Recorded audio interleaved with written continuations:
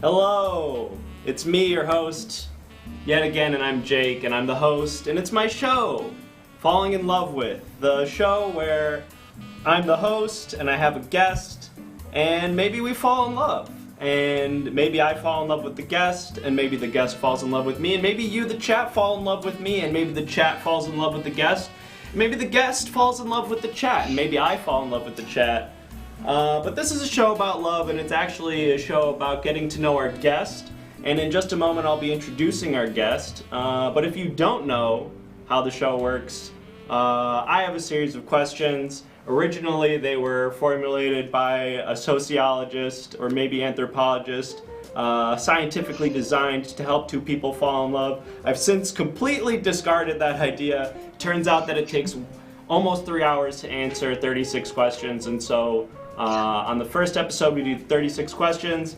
Turns out that was way too many. On the second episode, we cut that in half to 18 episodes. Somehow the show still managed to run for 3 hours, and so now, on the third attempt of this show, we've narrowed down the questions to a paltry 10 questions. Although I think these are really strong questions, I think that we're going to be able to find love even with just those 10 questions. Getting some questions right now. Speaking of questions from the chat. Anton Empire wants to know, am I pansexual? And I don't consider myself pansexual, mainly because I'm not entirely sure what that means. Generally, I think I err on the side of straight, but part of the show is exploring my own interest romantically, sexually, and otherwise. Exploring those of my guests and exploring those of you, the chat. If you want to tell us how you're feeling about a relationship or about your romantic love life or platonic love life, please don't be afraid to sound off in the chat. But we do have to get started because so far, both of the times I've done this show, they've ran 3 hours long, and that is not my intention. So, without much further ado, I do want to introduce this evening's guest. You may know them from their fantastic artwork, which is displayed, I know it from online, mainly on their Twitter, @TaylorReynolds. If you don't already know from that Twitter it's Taylor Reynolds. Applause sound. Hello. Glad Taylor, to be welcome. here. Thank you for being here. Taylor, you've seen the first two episodes of this show, I think, right? So you're familiar with how it works. Right off the bat, how are you feeling about how this evening is going to go? Are you nervous? Are you excited? I feel good. I mean, I really enjoyed the first 2 episodes just because I love like introspective questions and learning about people just from like one-on-one conversations. This is kind of like my main way of enjoying talking to people. So on that front, I'm excited. Good. I feel the same way. That's part of the reason I made this show. It's, I think, slightly weird doing it live in front of a bunch of strangers. That adds, because usually when I have these types of conversations, it's not live in front of a bunch of strangers. But I think, like you said, the main part of it, having a conversation one-on-one with a person about introspective questions, learning about a person with deeper conversational topics than some of the small talk that you might get at a party or something. That's sort of the zhuzh, the juice of life. Would you say? You agree? Yeah. That's my favorite thing is when I'm at a party and I end up just having like an hour-long conversation with one person. It's very, but I don't know why. I just enjoyed that a lot. Likewise. Yeah. That's the best way to learn about other people too. I think so too. We do have somebody in the chat who's wondering if you are reading the chat on your side. Do you have a way to bring up the chat on your end? You don't have to. I find it sort of distracting to read the chat during the show, but it's also kind of nice to see what people are saying occasionally, so I'll leave it to you whether or not you want to have it open on your end. Cool. Yeah, I have it open on my iPad, so I can glance over. Cool. And I have it here, so Anton Empire, I see you, I hear you, and there is your answer. K-Weeb, unfortunately I cannot pay attention only to you because I do have a guest here. And so if you'd like to be on the show at some point, hit me up in the Discord, and then I will give you the attention that I should currently be giving to Taylor, which I will start doing right now. So Taylor, we're gonna just start with this first question because I've learned from my mistakes, or at least we'll find out if I have, and we're gonna see if we can get this show down to under 3 hours. We're gonna jump into this first question. Oh my God, I almost forgot. There is one small thing that we always have to do before we start the questions. It's everybody's favorite segment on this show. It's of course the chemistry check.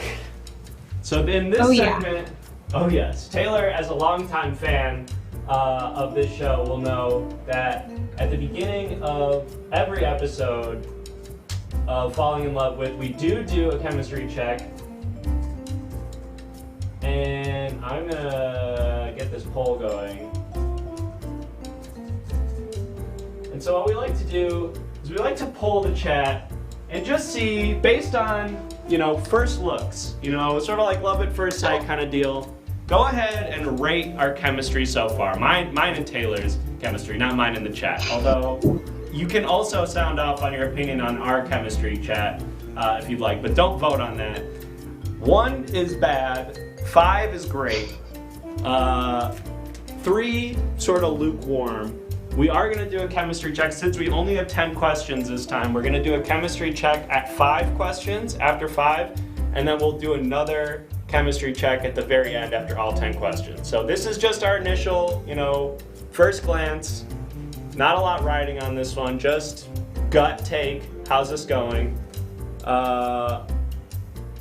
Anton says, fuck this, I'll ask my questions. And you're welcome to ask whatever questions you like. I can't guarantee that I'm going to see them. And what is the most erotic body part? Interesting question coming from... you've got a couple. Where do you see yourself in 5 years? These are good questions. Anton, I actually encourage you to join our Discord and go to the suggestion box, because I do sometimes take questions from the audience to use on this show. So if you want to see those questions answered, I implore you to please go to our Discord, join it in the link below, and then you can submit those questions and they'll be answered. Aiden, welcome. You've arrived at the chemistry check. It looks like we've got a very split opinion coming in from the chat right now. We've got a vote once each for 2, 3, 4, and 5. Really shocking. We're gonna close it out. I'm gonna give it another, let's say, 10 seconds here, and then we're gonna close it out. Typically, we see on this initial chemistry check, lots of like 3s and 4s is sort of the vibe. So this is looking pretty good. We've got a double 4 and a 5 in here. Also a 2 though, so we're not going crazy, but it's looking a little bit better than some of our initial chemistry checks before. And we're gonna give it another. This is an awkward show. Yes, and absolutely the show is definitely awkward. That is kind of also the point of the show in a way. I have pretty strong social anxiety talking with people, and so part of the show is just giving me a reason to have conversations with people and sort of force myself to do it in a fun way. And this is fun, and it is awkward, and you get to watch it happen. Get on with it. I'm gonna get on with it. And we're gonna go ahead and close out the poll. And someone snuck in a 2 right at the very end there. You hate to see it. But we've got a 2 and a 4. That averages out to 3. Not entirely unexpected. I feel like that's a pretty good place to start, though. I'm feeling good about that. How are you feeling, Taylor? Yeah, I mean, 2, exactly. It's a place to start, and we haven't actually talked like that much in person or one-on-one, so that's true. It makes sense. Yes, we know each other from school. I don't think we'll actually cover our background in the questions. We may, but we haven't really had a lot of one-on-one conversations. I think I've talked to my previous 2 guests a lot more than I have with you, so this will be an interesting experiment. I'm excited to do it. Yeah, same here. All right, let's jump into this first question, and it's, what are your favorite genres of music and least favorite genres of music? And it's genres plural, so you're welcome to pick one if you have more than one, or if you don't have more than one, or you can say multiple if you'd like. But your favorite and least favorite genres of music. When I did the Spotify algorithm thing where it pops out a bunch of tags of the different music you listen to, I really didn't understand most of them. It was hyper pop and I don't know, like hyper pop. I don't know. I basically kind of look for music that's catchy, so music that either I like to sing along to or like learn kind of the path of. So a lot of times that's pop, but I also find that a lot in jazz. Probably the genres I listen to the least would be like, I don't actually listen to a lot of acoustic or like folky stuff anymore. I used to, but I feel like I've been mostly listening to like either, I guess like pop like Rina Sawayama or Bombay Bicycle Club, trying to think of groups that are a good example. Or there's this one Spotify channel or station that I like called Pollen. That's like a cool mix of kind of R&B and like new pop stuff. So, oh, that sounds cool. You like to sing? Are you a shower singer or a car singer or just a singer in general? I'm an everywhere singer. Yeah, I have never been in like a choir or anything like that, but that's like just one of my favorite things to do is sing in the car and stuff. And I like learning like the pattern of a song, or just like that's one of the parts that I enjoy, and I get kind of antsy if I don't know the lyrics to a song I like. So what do you mean the pattern of a song? Like just like the like chorus and then the verses? Yeah, like knowing where the hits are, I guess. Yeah, like knowing the song structure. Like when I really get to like know a song pretty well, it's kind of like I could come into it at any moment and know exactly where I am in it. Yeah. Yeah, I feel that. I find singing like a song that I know really well, really like therapeutic almost like a meditation in a way, where you are just like, you can kind of shut your brain off and like just focus on that for a little bit. It can be, I'm a car singer mainly. Not really a that's the shower best. singer. I don't know what your housing situation is, but I have a bathroom that conjoins my bedroom with another bedroom, so anybody making any noise in the bathroom can be heard crystal clear on the other side. So I haven't been doing as much shower singing as I was before when I did not have that situation. Yeah, I feel like I'm in a house, so I have a pretty good distance with which I can sing comfortably. But even in college, I mean, I lived with another person who sang a lot, so I was not alone in that. But yeah, that question gets kind of harder for me, I think, because like specifically my tastes in music, I feel like have kind of diversified a bit more. And I do listen to a lot of stuff that I probably wouldn't have looked into when I was younger. Do you feel that way? Like, do you feel like, or do you kind of have still your standards that you listen to? I think it's interesting. We were talking in our Discord about this earlier today. Someone asked what the music that sort of like shaped our music taste was. And growing up, I was not exposed to a ton of music. My parents are not like big music listeners, so the music that I was exposed to as a kid was like the greatest hits of like Billy Joel and Simon and Garfunkel, which were like the two CDs that my dad had in his car. And I didn't listen to any pop, didn't realize that there was pop music on the radio really at all until I started like going to soccer practice with friends and like sitting in their mom's car and like listening to what they had on the radio and being just shocked by that. I think my music taste really diversified in like college when I started meeting other people, like roommates who had more eclectic music tastes. But yeah, I think I had a conception about country music, especially like country folk music, that I didn't like it because I had only heard like the stereotypical, like, I got my truck and I got my girl and I got my six pack or whatever. Yep. But when I was like exposed to more of that stuff by someone who actually like really liked it and could show me stuff that was like beyond that, like less of the mainstream stuff, which sounds so pretentious to say, I got an appreciation. Country. Yeah, all country. Actually, though, like all country and folk stuff. I mean, I guess that's what like Orville Peck is, right? He's kind of like alt country. Yeah, more which I like. Vibe. Yeah. The one genre that I have not quite cracked is metal. I still have not quite been able to find an appreciation for metal. Do you like metal? I do. I think I like metal more towards the edge of where it starts to go into jazz. So like, Whoa! Show us a lot coming in with the 10 viewers. Thank you. Welcome, guys. We're falling in love. We're asking questions. Right now we're talking about music, and Taylor's telling me about how to enjoy metal. I mean, if I guess I can't tell you how to make you enjoy it, but I feel like the groups that I enjoyed first and that I have more trouble with like harsher sounding stuff, but when it starts to get into like Polyphia is a really good band that's like it's like very melodic, and actually a lot of metal like solos and guitar solos and stuff like that kind of come from a jazz background, so you can hear a lot of that. And so when it starts to head into that direction, that's what I really like. I think also because I used to do jazz in high school and stuff. So what did you play in high school? The trumpet.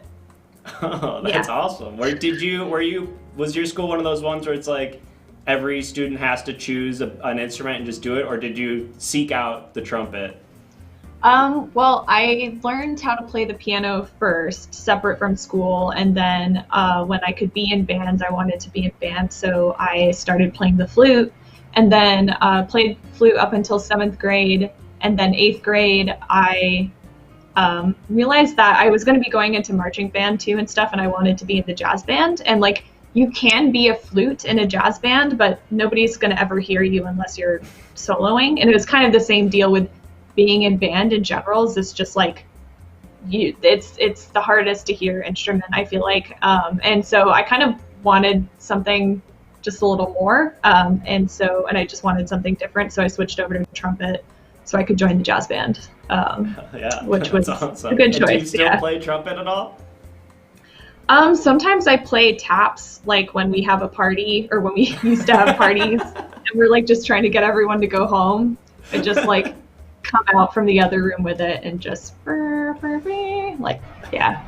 But my parents and relatives always want me to play, and they think I play way better than I do, or I used to, I guess, because they're like, oh, just throw something on, someone sit down at the piano, just play. And I'm like, I need sheet music. I'm not good at improvising, like, can't do any of that stuff. So yeah, my parents are the same way. I play a little bit of piano, and my mom hypes me up so much anytime that there's a piano in the room, and it's so uncomfortable because it's like one of those things where they expect you to just be able to sit down and immediately just start banging out a concerto or something, and it's just not doesn't work like that. No. You also have older parents, right? I do, yes. And we're gonna talk. There's a parent question, so I don't want to get ahead of ourselves. Okay. Yes, because I know that we both have older parents, so we're gonna get there. Yeah. I just adjacent to that, when you mentioned Billy Joel and Simon and Garfunkel as like the CDs you remember in your parents' car, that was like kind of all my parents listened to, was like folk, 70s folk, basically, which I still really like. Yeah, that's good stuff. But I just thought it was really funny to me when you said that, because I was like, oh, old parents, I guess. But I feel like for me, I started getting into other kinds of music when I got like this old stereo that we got at a garage sale, and I could play CDs on it. So I just started picking CDs up whenever we'd go to garage sales. And so I had like some Disney soundtracks. I had the first Aaron Carter CD, which I still remember vividly. Do you remember what the very first CD you bought with your own money was? No, because usually when I was young and I was like just a kid at garage sales, people would give me stuff. So a lot of times I would walk up and be like, how much is this? And they're like, you can have it. So yeah, Do you remember what lucky. the first CD, or do you have a specific CD that you remember very early on that you were gifted or purchased? Lion King, the Lion King soundtrack, I think. That's a good one. That's a good pick. Mine was the soundtrack for the Rugrats in Paris, because Who Let the Dogs Out was on that. Oh, you gotta have it then. I had to have Who Let the Dogs Out. That was my first. Before that, my older brother would burn me mix CDs, I remember that was sort of my Ooh. first exposure to like having music as opposed to just music being kind of Hearing like it somewhere. around me. Yeah, exactly. Yeah. So I had those kind of like weird mix CDs, and you would never label anything, so I would never know who the artists What were artist? yeah, I would just have like 12 really random, all different genre songs, but Baha Mhm. Men, Who Let the Dogs Out on the Rugrats in Paris soundtrack was my very Wow. first music that I owned, that I knew what it was. And I As don't an think I have adult that CD now, anymore. do you think you know, like, do you have a suspicion of what kind of music was on those CDs? Like, oh, that was probably Smash Mouth or Some something. of the stuff I have gone back and I found, I know that there was a decent amount of Weezer, a decent amount of Beck. Devil's Haircut, I remember being on one of the very first mix CDs by Beck that my brother made me. Some Billy Joel, um, Bowling for Soup. It Nice. was a good mix. It was. I mean, That's my like, brother has yeah, some good taste. that's cool. That's cool music for like our age and era, like to be listening to. I feel like I Yeah, was like, oh yeah, Beastie Boys and stuff like that was new and cool. absolutely. Chat, sound off with your first albums that you ever bought for yourself. I see someone in the chat wrote my first album was the Brack Show soundtrack, and I don't know what that is. Taylor, do you know what the Brack Show is? No, I've no. not heard of that. Oh man, Um, Mambo Number Five. That was the song I would use to test out my earbuds when I'd get new earbuds. I'd be like, oh, this sounds really crisp. I'm gonna try out Mambo Number Five.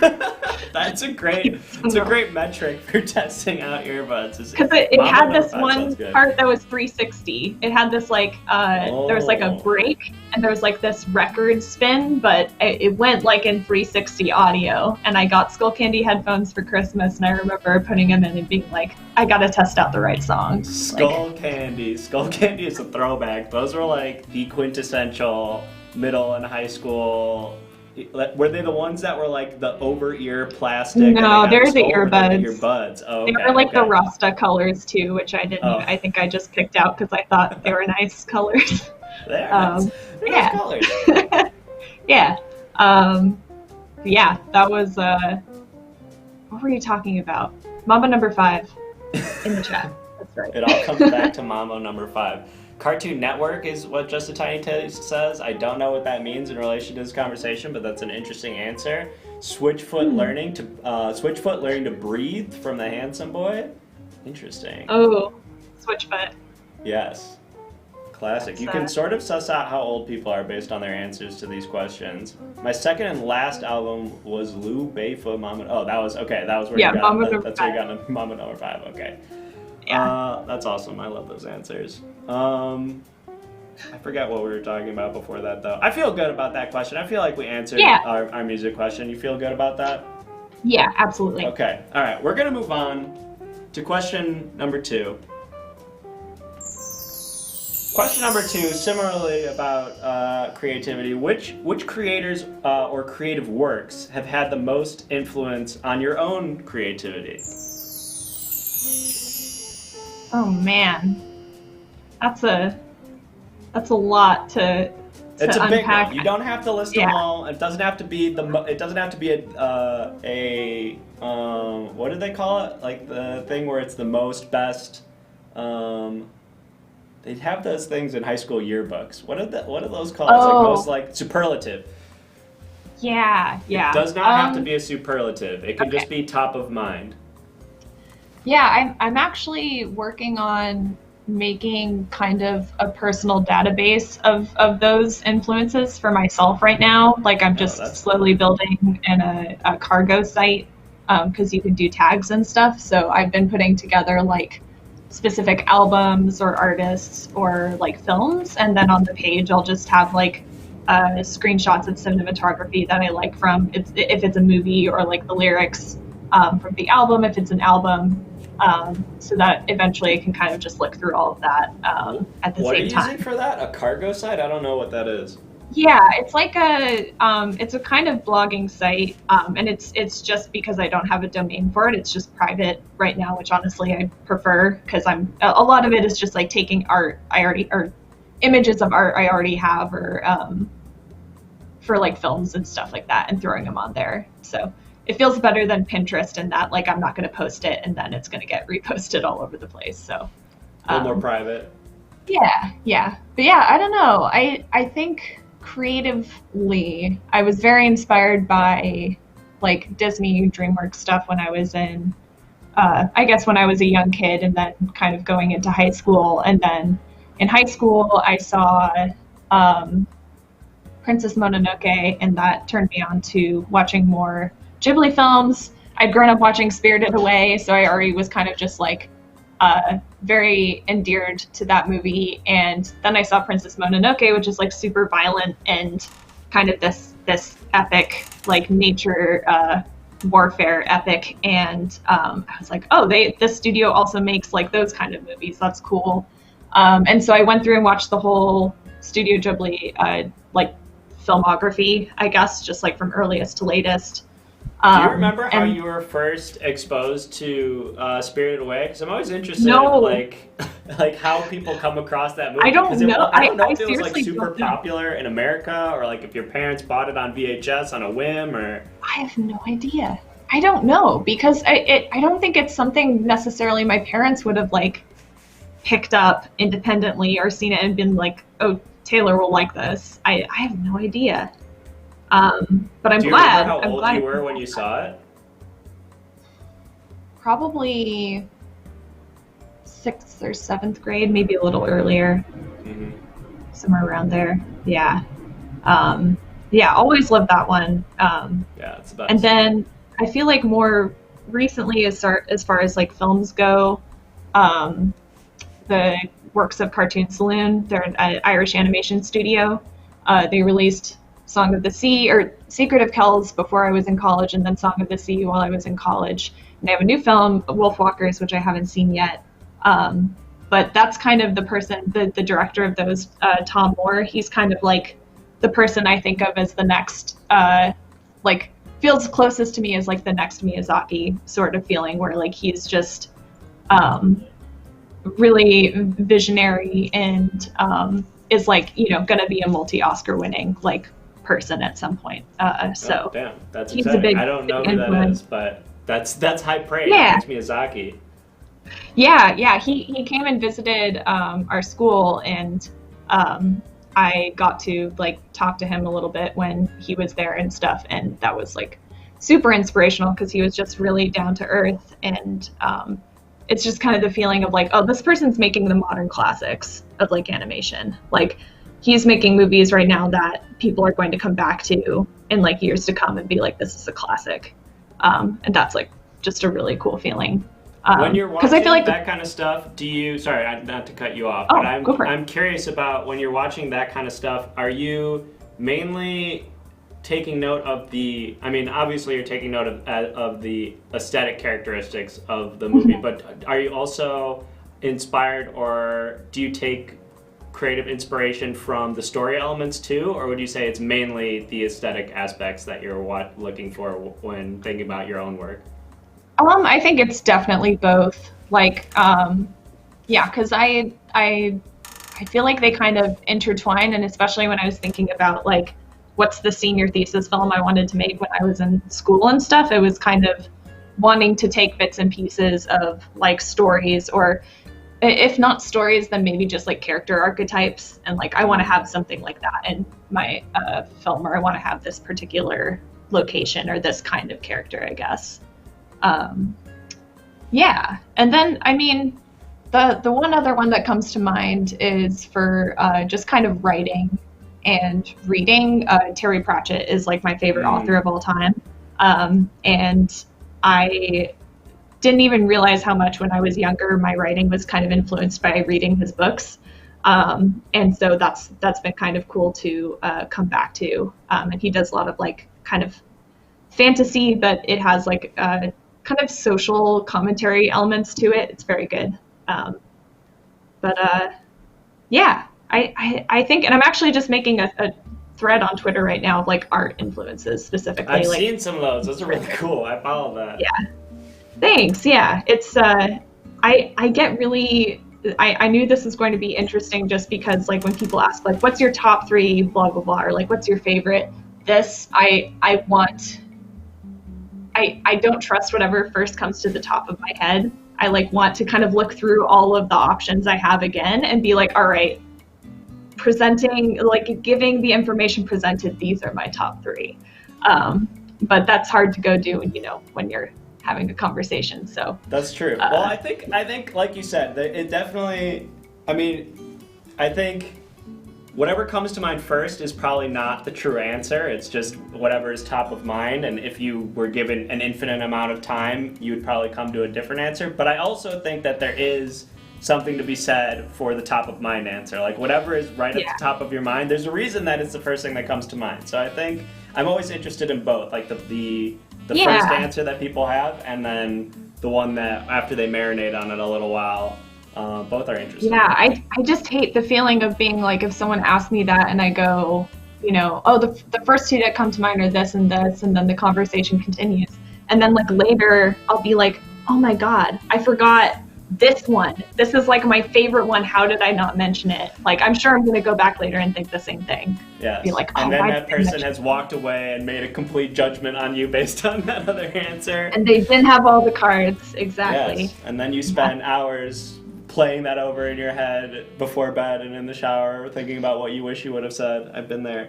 They don't know me at all. They didn't get the full picture because I left this one detail out. Yeah. Absolutely. What about you? What do you think your big creative influences are? I would say the 2 or 3 top of mind ones, and again, I'm sure I will want to edit these answers after this conversation, or maybe even later in this conversation. But the ones I could always amend them later. Exactly. Well, I have the advantage of being the one who writes these questions, so I get to know in advance, and the day before, get to start thinking about what I'm going to say. So I've had a little bit of extra time. Oh, okay. I've been cheating slightly. But the first thing that comes to mind are cartoons. Speak carefully, Jake says. Zach Woods. Hey, Zach Woods. It's been a minute since I've seen you in the chat. Welcome. Big fan, by the way, of your improv. The answers for me, I think, first would definitely be the absurdist cartoons of our childhood. The most absurdist ones, like your SpongeBob's, your Ed and Eddies. I would say those 2 specifically, Ed and Eddie and SpongeBob, really informed my sense of humor in that they, and especially my improv, where I love just absurdist humor, like taking reality and bending. Like I think later in life, like in high school and college, I was exposed to like more situational, like your Seinfelds and your Curb Your Enthusiasms and Always Sunny and things like that are much more situational and based on relationships with people. But as a kid, and still to this day, I love absurdist comedy and just like taking something ridiculous about reality and flipping it on its head or expanding it in some interesting way. And then putting characters in those situations. But like things like SpongeBob, which is already an absurd reality of just like these ridiculous animals living underwater, interacting with each other. And then Ed, and Eddie, where every episode is some absurd, ridiculous adventure with these boys trying to get jawbreakers bigger than their head. Those are great ones. Yeah, SpongeBob was a big one for me too. I think when I was younger. Whoa, it's a big night out for the boys. Cool guy. Gorbis, thank you for the return raid with 6 viewers. Welcome to it. It's falling in love. I think that's the first time I understood what that voice is saying when someone comes in the stream. I had time to listen to it. That is big night out for the boys. Little bit of everything now show lore. That is from an episode. Actually, I'm not gonna reveal it. I'm gonna keep some things secret to the lore for just the real heads. But I will say that is a soundbite from an episode of Everything Now Show, and that'll be a fun little Easter egg for somebody to go out. It's modified. The drums and cymbal sound are not from the soundbite, but that big night out for the boys is a soundbite from an Everything Now Show. Real heads, go watch the 700 hours of VODs and see if you can identify it and post it in the Discord. That's a lot to come through. That's true. Yeah, someone will do it. Yeah. But yeah, those cartoons, huge influences on me creatively. And then the other major influence that always comes to mind for me are the films of John Hughes. Your 16 Candles, your Breakfast Clubs, your Home Alone, which I don't think he actually directed. I'm pretty sure Christopher Columbus directed Home Alone, but he wrote, I'm pretty sure John Hughes wrote. Those movies are all like just high school movies, which I don't know why, I just love high school as a setting for things. I think just like the formative years of people's lives are so interesting. High school is such an interesting dynamic where everything is so definitely. controlled. That makes for good stuff. And then all of John Hughes movies, for the most part, take place in the suburbs of Chicago, which is where I grew up. Oh yeah, super nostalgic then. Yeah, super nostalgic for that reason. So awesome. I identify with those for sure. That's great. Yeah, I also loved SpongeBob. Still love. It's the one cartoon show that I have DVD sets for. I have seasons 1 through 3. Yeah, because I mean, you never know where it's going to be available. And when I was younger, I used to watch the director, or I guess like the artist commentary. There was like a few episodes that had just like the storyboard artist and the writer for the episode just commenting in the background, and you can turn it on. That is awesome. It's great.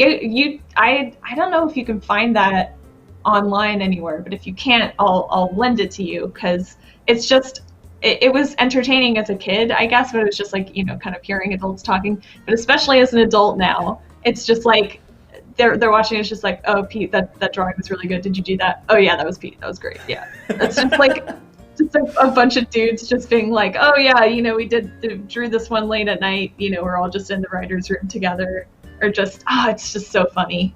Yeah, it's crazy to think that people make that stuff. Like as a kid, you watch those things, and it just like it never even occurs that like there's a human being who like sat at a desk and wrote a script and like drew those images and voiced those characters. And then growing up, that's one of the best things too. It's like I think like it's so strange to me that people can think like it's I don't know. I've seen the weird or hot take of like, oh, it's weird that adults work on kids shows, and it's like, who else is going to work on, like, we're not going to have kids working to make cartoons on a kid's show. I saw that a while back, and it's just like the mental backflips there is like kind of crazy, but it's like that makes me so happy. And I think that's why like I love a lot of my friends that are in animation, specifically like TV animation for kids, is because like those are the people that are like keeping the joy and just like silliness and kind of they're proof that like adults don't have to lose that sense of humor as they get older, and if anything, like being an adult, you can make something that's geared for like the view of a kid that can also still be entertaining to watch as an adult. So totally. And I think SpongeBob did a great job with that. Absolutely. Yeah, well, SpongeBob, I think, is so incredible because it holds up for adults. Like, I think it's one thing to be able to make child content that is, and I think Pixar movies are similarly, like, it's one thing to be able to make child content that is entertaining for kids, but then, because, kids love colors and sounds and, animals. There's a couple of just, like, cheat codes to make things entertaining for kids, but to layer that with humor and storylines and characters that could be compelling even for adults is a real talent, I feel like. It's like really amazing. Absolutely. Yeah, and I'm sorry if you see like a ominous human-shaped shadow right here, that's because it's my kitchen behind me. And there may be someone coming in to get something, or waving in the background. So gotcha. Okay. Yeah. I will ignore that unless it waves to me specifically, and then I may wave back. Sure. Yeah. I feel pretty good about this question. Do you feel ready to move on? Yeah. Okay. Yeah, absolutely. Let's do it. I feel like we did good on that.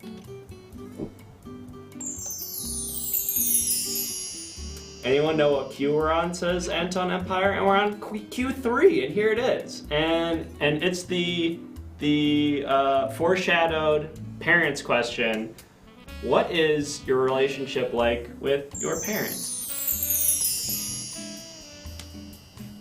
Oh, yeah. Well, my parents are old. I guess I'll start there. Or at least my dad is. My dad is older for my age when he had me. So I was his second kid. He had one other kid in a different marriage. But so that's my half brother. But my half brother is like way older than me. Like was an adult when I was still a baby. So my dad had been like a dad before, and my mom hadn't had a kid yet. So I was their only child.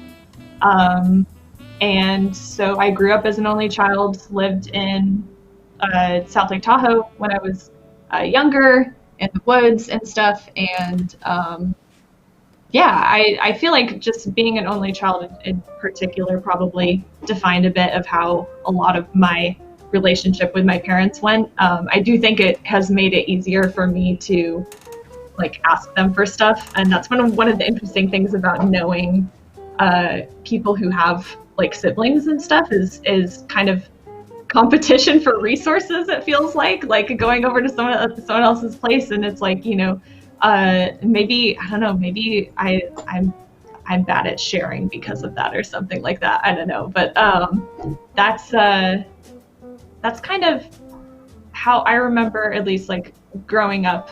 My parents would just kind of like they wanted to give me stuff, and kind of was probably a very spoiled child. I probably still am now. I as far as it stands right now, I talk to my mom every day. She is definitely like still big empty nesting, even however many years after I've been out of college. And so I at least message her every day. I don't talk to my dad as often, but we usually talk for a long time when we do talk. And they just kind of, my mom used to be a bit of a helicopter parent, but she's kind of backed up a little bit and let me do my thing a bit more. So, yeah, the dynamic runs that my mom is very anxious, like me, and my dad is kind of like everything's going to be fine kind of person all the time. So, yeah. How about you? Shockingly, almost identical. So, like everything, it's really, really crazy hearing you say all that stuff. Whoa. Because, likewise, very older father for my age. Likewise, had one child from a previous marriage who was an adult when I was a child. Whoa. So I have an older half sibling who was out of the house when I was growing up. So I lived an essentially only child lifestyle growing up. My mother also similarly had two children from a previous marriage. So I have two other half siblings from her side of the family, but they were also older. So they were all out of the house. I was raised sort of as an only child in the house with my two parents. Likewise, my mother is sort of the more, I don't know, overbearing is maybe too critical of a way to put it, but involved, worried, I would say. Nervous. Worried. Advice giving. Loves to have input. I remember you mentioned that in one of yours, that's a thing, is like just your mom giving you unwarranted advice, which that sounds that's actually kind of different, I guess, from my experience. For some reason, my mom was very anxious about like logistics things, and so stuff like, did you get your paper in time, or I don't know, just more like kind of dealing with the outside world stuff. But as far as like dealing with my own issues, or just like making choices about like what to wear or things like that, or even who I hung out with, my parents always like had pretty much no like kind of judgment or input on that, which as I'm older now, I really appreciate. Like I never got comments about my appearance or stuff like that, which I liked. But yeah, I do feel like I am, if I was going to be a parent someday, I would probably be the one giving unwarranted advice, because I already do that to all my friends. I feel like I also do that as a result of being raised by my mother, who consistently does that. And that was actually a question that I thought about putting on tonight's thing, but I didn't know if I should have two two parent-related questions. But since you brought up the topic, I'll bring it up now because it's interesting to me. Are there things that you as a parent, if you were to be a parent, and I don't know whether or not you intend to be or wish to be, but if you were to be a parent, are there things that you would change in your parenting style from the way that you were parented as a child? Ooh. Yeah, I mean, definitely. I think that's why, like, I'm pretty sure, I don't know. I feel like a lot of people must feel that way. Don't you think? Like, yeah, definitely. I think it would be really weird if you did it. If you're like, I turned out perfect, and my kids are also going to be perfect because I'm just gonna. Wait, that sounds more like just like a compelling like story premise, like someone who's like set to like I'm going to do this exactly like my mom did, like sort of thing. Well, I'm always interested when like people name their children like Junior. Like that to me is strange. That sort of implies like they nailed it, you know, like. I'm going to be John Jr., my son will be John the Third. It's like, we nailed the recipe. Why fuck with it? Like, we got it figured out. The Mark II, the Mark III. Well, my half-brother is actually David Jr., so. Oh, interesting. Yeah, but he's pretty different from my dad, so. That I guess even more that is maybe then the opposite way, where it's like, when you're named the same as someone before you, maybe you are more compelled to separate yourself because you feel that you have been tied to that identity by name, so you have to distance yourself in other ways. I don't know. I'm just spitballing here. I could definitely see that. Yeah. What were we talking about before that? We were talking about how your parenting style might change from your parents' parenting style. Yeah, I think I would try. The one thing that I wouldn't change anything about. Nothing comes to mind for my dad. For my mom, at least, I think the one thing that would have been nice that I maybe would have tried to do differently was just like having more protection over my alone time.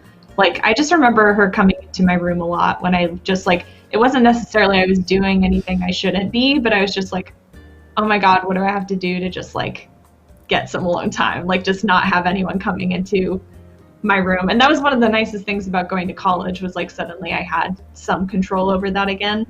That's probably the biggest one. But I think that also looking back on my childhood as someone who was only recently diagnosed as on the spectrum, there's a lot of stuff that I think if I had known kind of starting to see my kid acting a certain way or similar to me, like if I had a kid, there would be stuff that I would anticipate that I would want to like encourage, like that I would know is really important to them. So like alone time or quiet time, stuff like that. I don't know. Interesting. It's interesting that you bring up alone time because I feel like alone time is something in my conversations with other people who were raised in an only child-like environment, that typically is more important to those people. Like usually, like I'm similarly like I need to have my alone time. I spend a ton of alone time, obviously because I didn't have a sibling. So it's like when you're an only child, you, for better or worse, you spend a lot of your time alone, and so I feel like you get sort of skilled in that, and then that carries over into your adult life where you just need to be by yourself for extended periods of time to sort of just like find inner peace. Does that resonate with you? Oh yeah, definitely. I think part of that for me is also like kind of related to just like there are so many situations when I was in school or when I was in college even where I didn't realize I was overstimulated. And like I feel like earlier in my life, if I had been in those situations and had some like conscious knowledge of that, then I would have changed my behavior earlier, or I would have like just having even one guiding person to be like, you're leaving the party in the middle of the party for not for some inexplicable reason. You're sitting outside because it's too loud inside, like that kind of stuff. Being able to remove myself from places. But yeah, it is interesting because I feel like if you had a lot of siblings, like alone time would also be like valuable, I guess, but maybe it's just like you're used to not having it most of the time, so it's not like something you go and seek out. I don't know. Yeah, that's a good point too, though. Yeah, I think I was definitely all of my best friends growing up had siblings, and I was always envious of their dynamic, especially my very best friend growing up, like this guy who our babysitters growing up were close friends when we were like infants basically, so we became friends just by nature of our babysitters hanging out all the time.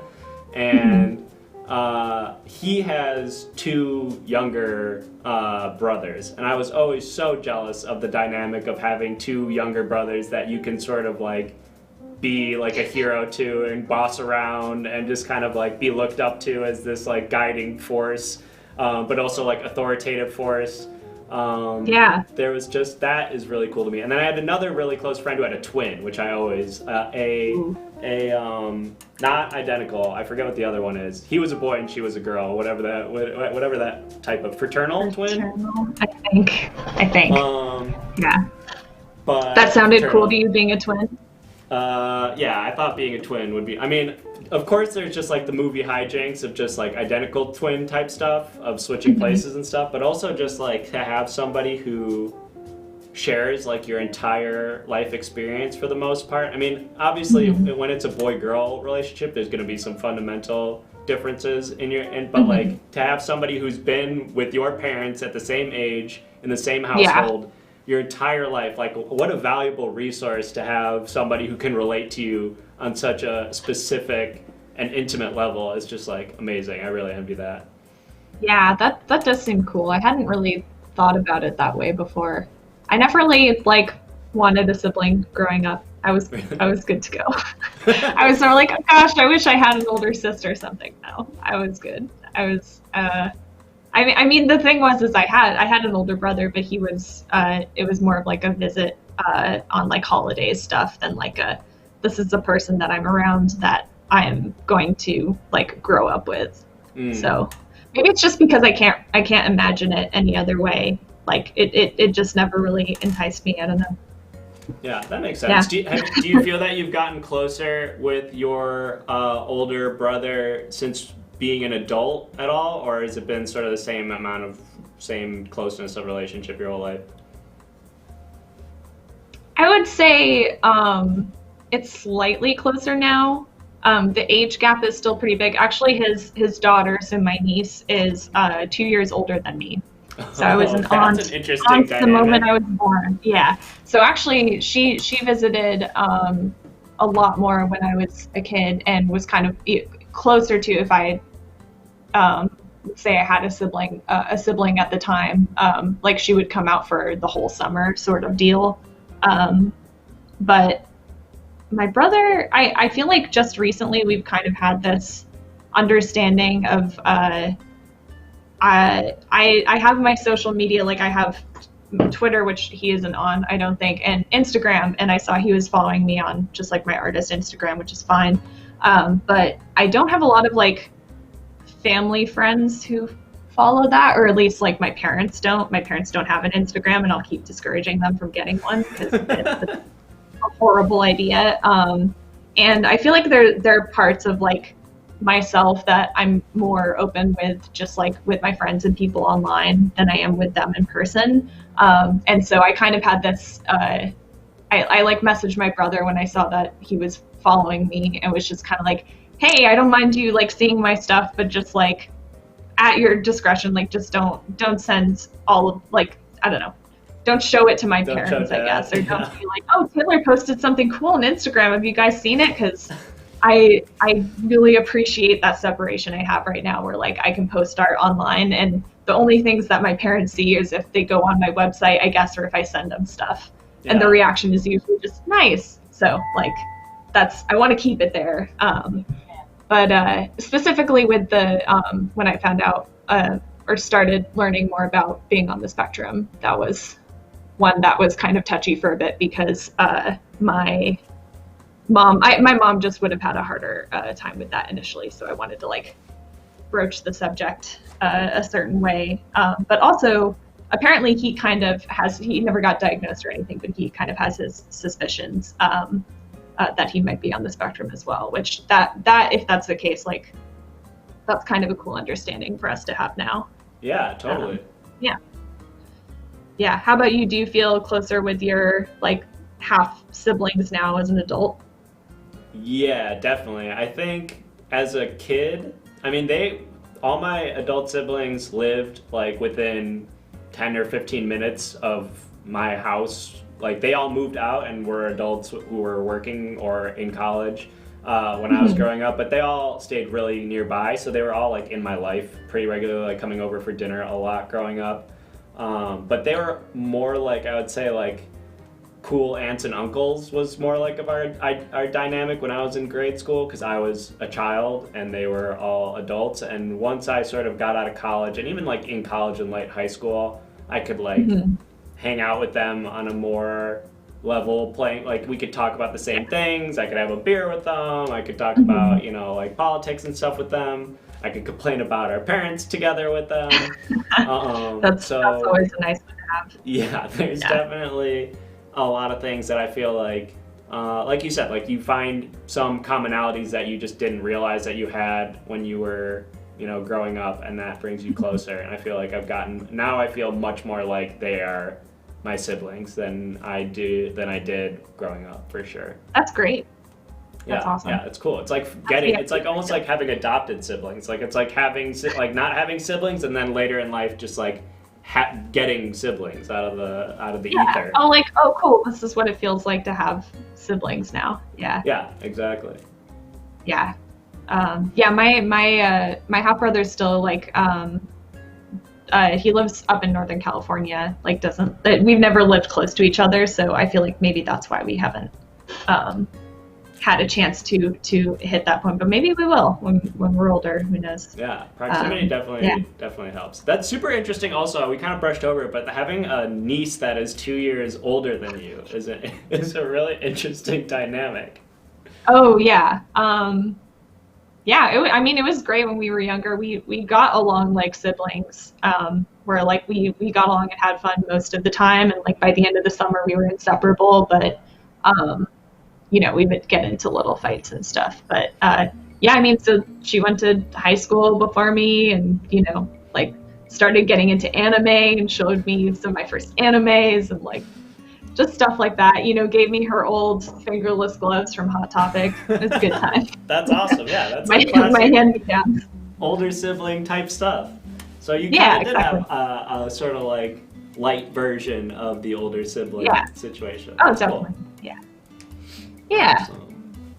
All right, how do you feel about that question? We kind of moved away from the parent thing towards the end there, but I feel like we covered it It's pretty like well. family in general. Family, yeah, family. I think we hit it. I think we're good All to right. move on. I agree. That was question 4? 3? What was 3? That was 3. So this is going to be 4. Okay. We did 3. This is 4. Oh, we're already an hour in. I I'm gonna know. have to be speedier. But I like this format because I feel like we've been able to let the conversation sort of naturally flow a little bit easier than these previous episodes. What is one of your greatest strengths, greatest weaknesses? This one I feel like I almost didn't put because it feels a little bit too much like a job interview question. But I don't want it to be like employment strength. Like I am, organized. So maybe like an underrated strength, an underrated weakness. I don't know if it's great in the terms of like great in my character or like in the world, but a strength of mine that I appreciate is that I really like helping people with cover letters and resumes and like basically job interviews, stuff like that. I don't know. I am good at it and I get asked for help with it pretty often, and I'm always flattered when I do, and it feels nice to help people. I don't know why, but I just like have the right vocabulary for just like talking to. Oh, I guess that's basically a job. So I'm saying my greatest strength isn't the job interview thing, but it's helping people prepare for that. I like figuring out the good words to say where they're just like, oh, that's succinct. That's great that they put that on there. Like, but it does actually like genuinely feel nice because I feel like a lot of people are, super hireable and they don't necessarily, like it's not something or at least I didn't get training in high school or college, like how to do that stuff, or just how to word an email specifically. So proofreading, I guess, is kind of what that is. But I just like it because it makes me feel helpful, and it helps people get closer to a thing they're trying to do. So yeah, that's that'd a be good one. a strength. Yeah. And weakness. There's so many. I mean, I just run generally pretty anxious. I feel like one of my weaknesses that I've started to learn more about is just like I'm pretty, how would you put it? I have a limited amount of energy that I can spend throughout the day, and like once it's done, it's done. And sometimes that energy times out before I'm done doing the things I need to do. And part of that is because I'm just really sensitive to like lights and sound and stuff like that. So, like after this, probably when I'm done with this, just because I've been talking and hearing in my headphones and like hearing my own voice muffled as well, like all of that, I'll be extra tired tonight. But that's something I wish I could change sometimes. It's just like to not have energy drained from my surroundings so much. It's frustrating. It was very frustrating in college too, especially. Yeah, I can imagine. That's like, college is like a marathon in that way, where it's just like you're expected to just be on at ungodly hours. Yeah, exactly. Yeah, so that would, and it also just means I'm like technically a less like, I'm going back to the job interview thing again, but just like even having positions when it was like going somewhere in person, that made my stamina for working just like a lot harder. I just, yeah, and even being at home now, with the quarantine and everything, at least I can manage it a lot better for both like work and just hanging out with people and stuff.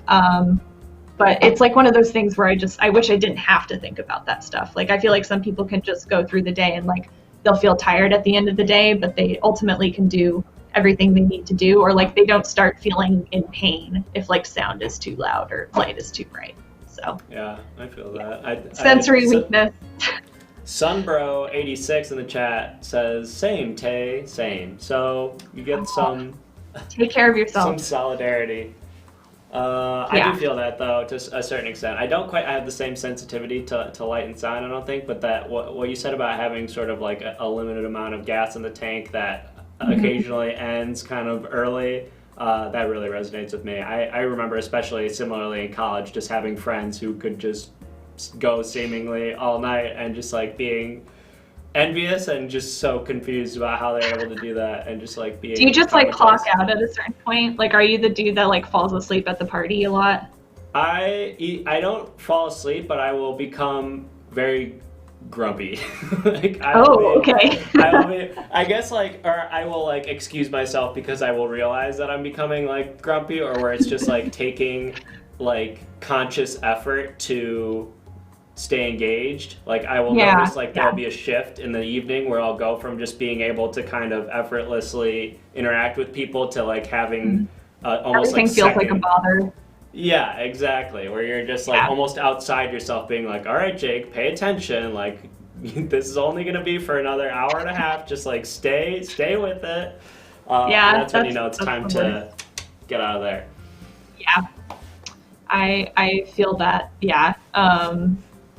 That was something that I feel like it was interesting that I was so like into concerts when I was in high school specifically, and kind of into college, and then like being able to go to stuff like improv performances and things like that, that if it was like kind of encompassing enough, then it was like this, it was kind of different and like a special experience and cool. So it was like I could come out more tired from a room that had fluorescent lights in it that I was in for 6 hours than going to an improv show for a couple hours and it's like crazy loud. And that's interesting. Yeah. How do you feel about music festivals? I feel so alone in that everybody I know seems to adore music festivals and love going to music festivals, and I have such horrible anxiety and feel so uncomfortable at music festivals, and I feel like such a downer, like such a grumpy old dude when I express that opinion. But I feel like maybe you can relate to that. I don't know. I relate to that. Yeah, I went to Outside Lands in San Francisco a couple times, and that was mostly because I, really wanted to see the groups, and it was like I thought of it more of like, oh, bang for your buck. Like I get to see the Killers and Passion Pit and like multiple groups. But it's like it was also in San Francisco where like it just gets so cold at night, and it was in a park. It's in like one of their big parks. So it's just like you're trudging around basically in the grass and the dirt, and there's just like really overpriced food stands kind of set up haphazardly around the park, and like really shitty porta potties. And I'm short on the shorter side, so seeing in crowds, that was another whole thing. So I definitely relate to that. I feel like I enjoy smaller concerts, if any concerts now, because of that. Because either smaller concerts, I guess, or super big ones where it's like you have a seat. But that in between of just like, oh, this group is going to be playing in 2 hours, so we're going to go watch like the shows ahead of them. So by the time the show starts, we get to the front. Like that stuff is crazy. And I like tried to do that when I went to those, and that was rough. I don't know how I did that. Oh. It's really cathartic to hear you say all of that. I feel like, and we also. I mean, I was also just. I never drank. I was never like stoned or anything, and I feel like that's part of what makes those experiences more fun is like you numb yourself to kind of your surroundings a bit in a way with that, and especially if you're with friends. But it was like I was there either alone or with my mom.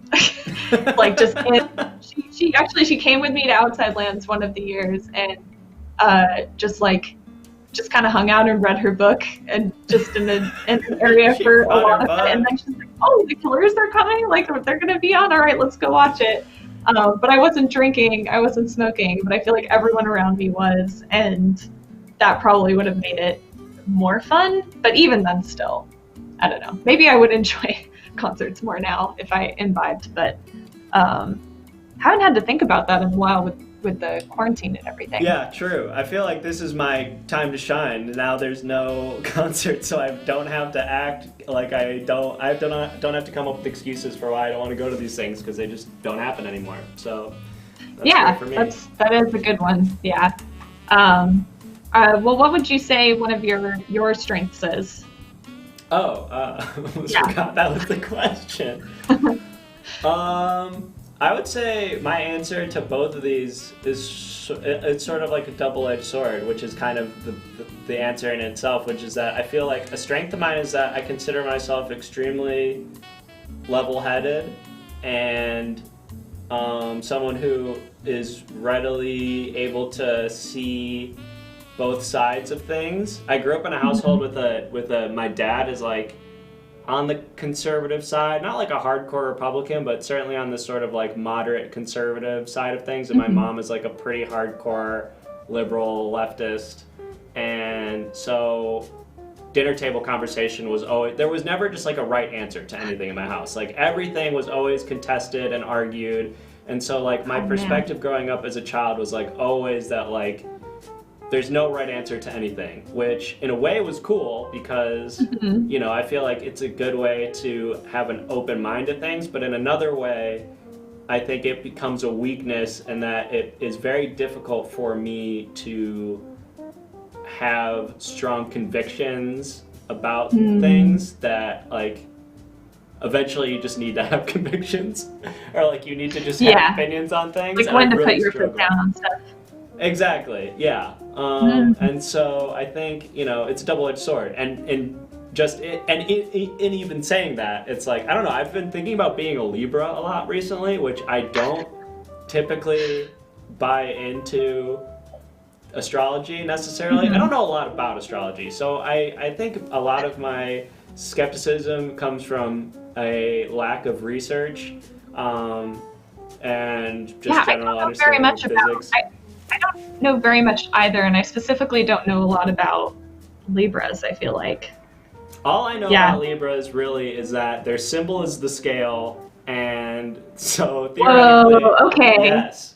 So it's That's a kind of cool. lot. It's a lot of balancing. And so basically, this has come up a lot recently for whatever reason in my life of just like this idea of balance and seeing two sides of the coin, et cetera, et cetera. So I've been thinking a lot about my being a Libra recently, and it's made me want to look a little bit more into astrology. Not necessarily because I believe it, but I think anything that is that pervasive, like an astrology or like numerology or whatever those NTFJ, I forget what those things are. MTBI, yeah.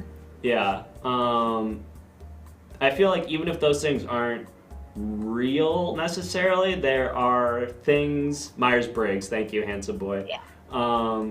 Even if those things aren't confirmed or even necessarily real, I think there are elements of truth that can be sort of extracted from those things. That like even if they aren't definitely. necessarily true, they can be true to you in a way that informs your perspective in some way, if that makes sense.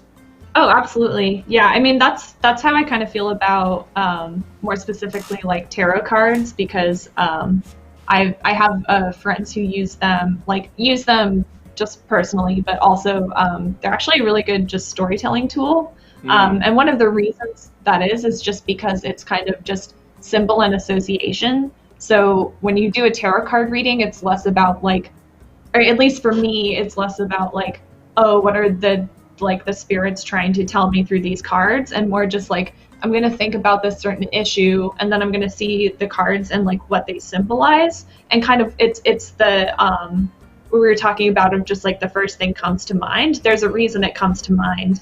And so sometimes it's just like kind of a random prompt generator to just kind of be like, oh, this, it says something about, I don't know, trying to think of generic horoscope thing, new beginnings, and you're like, I'm starting a new job soon, like that kind of stuff. And that doesn't feel like it's fate to me. It just feels like you're giving yourself prompts and then being able to tell yourself a story you can understand. Which I think it's that almost part like is kind of cool. it's like accessing your subconscious in a way. It's like a way to sort of find a tether to the things that you aren't necessarily aware that you're thinking about, but sort of reach in Until there you like throw the line. Exactly. Yeah. Like a Rorschach test almost, where it's like this is not necessarily meaningful in any way, but you are able to sort of project meaning onto it from something that's within you, and whatever that is tells you something about what was already sort of inside you. Yeah, absolutely. Yeah, it's interesting that you said like you're, do you feel like you're comfortable with the feeling of like there isn't always a right answer or like a right way to do something? Like in general, do you feel like you're usually like, that doesn't bother you? I would say in general, yeah. It's interesting because I just said that I like have a really hard time coming to an objective right answer on things, but then I think about that, and then there are also times when I just feel like I'm right about something, and I'll get into arguments. More recently, that's something that I've been working on recently, is like not being conflict avoidant and not conceding my sometimes I will concede just for, not because I don't think that there is an objective right answer, but more because I want to avoid conflict, and so I'll just be like, I'm right, but it doesn't matter that much, and my being right is superseded by the stress and annoying aspects of this conflict, so I will just secede this friction. But I think a lot of it also comes from just like not being confident in an objective truth necessarily. More often than not, I think it's the latter. I think it's that I think that there is not necessarily objective truth in a lot of things, and if you spend time, you can convince yourself of almost anything, which is a scary prospect. That's true. Yeah, it's funny that you said you're conflict avoidant, because I am also that. I feel like in a lot of circumstances, I get really nervous about like raising dissent, I guess. And I think part of this is because I was actually just talking to a friend about this recently, but I feel like the kind of conversation we're having right now is a lot more just like kind of additive, where we're mostly just being like, oh yeah, that makes sense, like tell me more about that sort of thing. Whereas like a lot of kind of conversation structures can be more kind of like what feels like butting heads to me. And so when it's stuff I really care about, then I feel like almost compelled to kind of at least like address them in some sort of way. But I have, one of my biggest fears is uncertainty. And so basically on the flip side of that, I feel like I'm really, a lot of times I just want there to be a right answer. Like I want to just determine it and know what it's going to be. And kind of anxiously like seek that out. And that's the reason why sometimes I'm more like afraid of conflict or stressed out by conflict, because like I don't feel like I can intervene or be a part of it until I know what the right answer is. And sometimes there's never a right answer, and that stresses me out. So yeah, that is interesting. Yeah. Should we go on to the next question? Yes, you're right. We should. Thank you for pacing out this show better than I am. We definitely should go on to the next question. Also, Aiden would like us both to know that we're invited to play Among Us tonight after the show if we'd like to, which I may take you up on, Aiden. I don't know. Depends if this show ends up going 3 hours like all the other ones. So we'll see. But we do have to move on. It's question 5. We're almost halfway there. This one, I really like this question. I don't have a strong answer though for it, so I'm excited to hear your answer first. What is something that you strongly believe but cannot prove?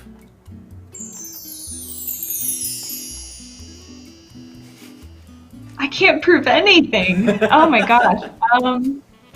What's something I strongly believe but cannot prove? I suppose that's true. I feel like if I can't strongly prove it, then it's hard for me to believe it. Shoot. It's a fantastic question, says Aiden. Thank you. I was really proud of this question. I don't have a good answer either, so I was kind of hoping that your answer would inspire me in some way. And Aiden in chat, please feel free to sound off with your own answers while we think on this one. Yeah, please. I'm curious what other people if other people have stronger feelings about that. I don't know. I feel like, you know, for some people this would probably be religion, right? Like that would be that was the first thing that came to mind, which like I'm not traditionally religious, so I feel like just even being like I don't strongly believe one way or the other that direction. I don't know. I guess science. But the whole point is that you can prove it, I guess. I don't know. Like, it's kind of like they're saying, like, the point with a theory is it's kind of like a theory is, I'm not a good science person, so I'm not going to be able to say that's right at all. But that a theory is our understanding of how something works until we find something that disproves it. I'm probably getting that completely wrong, but sounds right to me. I feel like if anything, I don't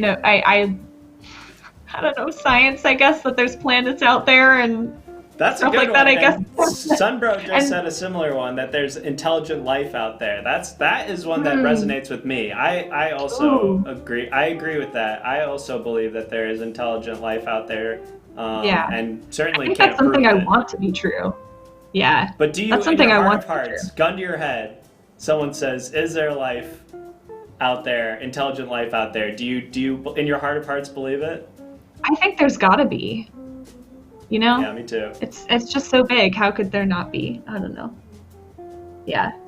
When we were talking about inspirations, the first thing that came to my mind was the movie Arrival. Did you ever see that one? Yeah, that's a great movie. Yeah.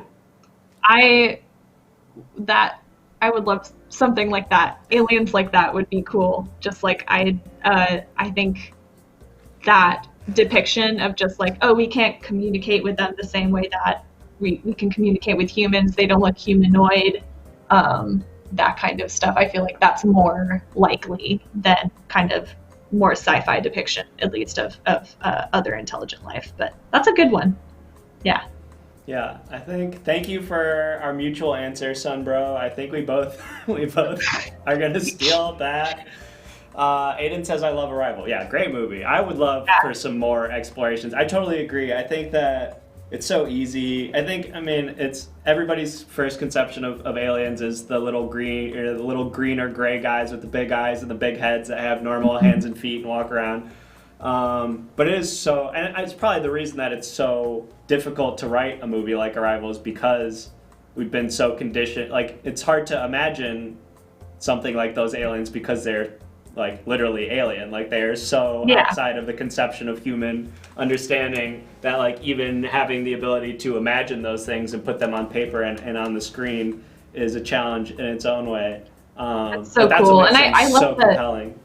Yeah, I love that they went with, like, for their shape, like, visually how they looked, that they looked so kind of reminiscent of a human hand, but at a size where, like, it's like, that's clearly not what it is. I think that's the cooler way to do it, is, like, to give an alien, like, a strange body shape, but have something about it that just, no matter what, a human's going to look at it and be like, that kind of looks like a hand, or like, that kind of looks like an eye. Maybe it's not an eye, that kind of thing. Well, it kind of goes back to what we were just talking about. That's a really cool point. And it kind of ties back to what we were just talking about, the Rorschach test of just like, it's just familiar enough, it's just understandable enough for a person to project their own meaning onto it in some way that feels familiar. So like, it elicits something about our own humanity that we can then project onto something else, which makes it, I think, really, really interesting and compelling. And Just a Tiny Taste says that film isn't even about aliens, it's about language. And that's a good point. I would argue that's it's a little bit about aliens. It's kind of about aliens. But it is also about language. I think we're going to move on for the sake of time, and also because I feel like we answered that question pretty well and succinctly. That is the end of question 5, which means that it is time for another chemistry check. The second chemistry check of 3. I'm going to run back these questions now, or I'm sorry, this poll now. So like the beginning of the show, this is our second chemistry check. If you weren't here for the first one, the way this works is you will now rate Taylor and I's chemistry on a scale of 1 to 5, 1 being the worst, 5 being the best. You're also free to rate my chemistry with the chat, Taylor's chemistry with the chat, your chemistry with each other. Just don't do that with the numbers, because the poll is supposed to reflect my chemistry with the guest. I'm feeling really good about this one so far. I think we're vibing. The results so far seem to be reflecting that. But yeah, please get those answers in relatively quickly. Zach Wood says, my internet keeps crapping out, but I'm seeing smiles. It's a good sign. That is a good sign. You love to see it. Cool Guy Gorbis says, kind of similar to the belief in aliens, but I believe that there likely are life forms that interact with humans that we can't perceive. Whoa, that's interesting. Just like ants don't really understand the fact that humans exist, there may be similar interactions between us and higher beings. Wow, I really like that. Gorbis, you gotta come on this show, man. I want to talk to you more. I really like that answer. Yeah, that is, I've thought about that, specifically about that first thing that you were saying about ants' relationship with humans. I've spent a lot of time thinking about how, like, bugs perceive humans, like what sort of, if they have any type of consciousness, what that looks like from their perspective. Yeah. I'm going to go ahead and close out this poll, and we got exclusively 4s and 5s on this one, so That's great. We are vibing. That is great. That's really good. Hell yeah. Let's see if we can keep that energy going all the way to the end. We have 5 more questions. A lot can happen over the next 5 questions. I don't want to count my chickens before they hatch. We could really blow this thing over the next 5 questions, Taylor. But I'm feeling good so far. We're going to move on now to the 6th question of the evening. And that, of course, is, what kind of things make you happy when you are feeling bad?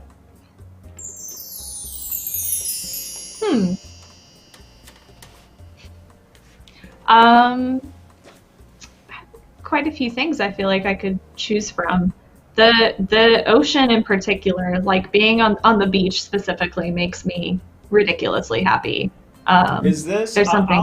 I will specify a little bit more, and not to discount that answer, and it may still apply, but just to make it a little bit more specific, are there things that you seek out specifically when you know that you're feeling bad, where you're like, I'm feeling bad right now, this is something that I will do to alleviate that feeling, or something that I know that can make me feel bad or feel good now that I am aware that I'm not feeling good.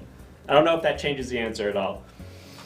I feel like I mean that's the problem is I can't seek out the ocean as much as I wish I could. Yeah, true. I feel like I either kind of going like online with some friends and just like chatting and stuff if they're around. Generally, if I'm in a funky mood, at least like gets me back in like talking with other people. The other thing I guess would just be there are like some just comfort shows or like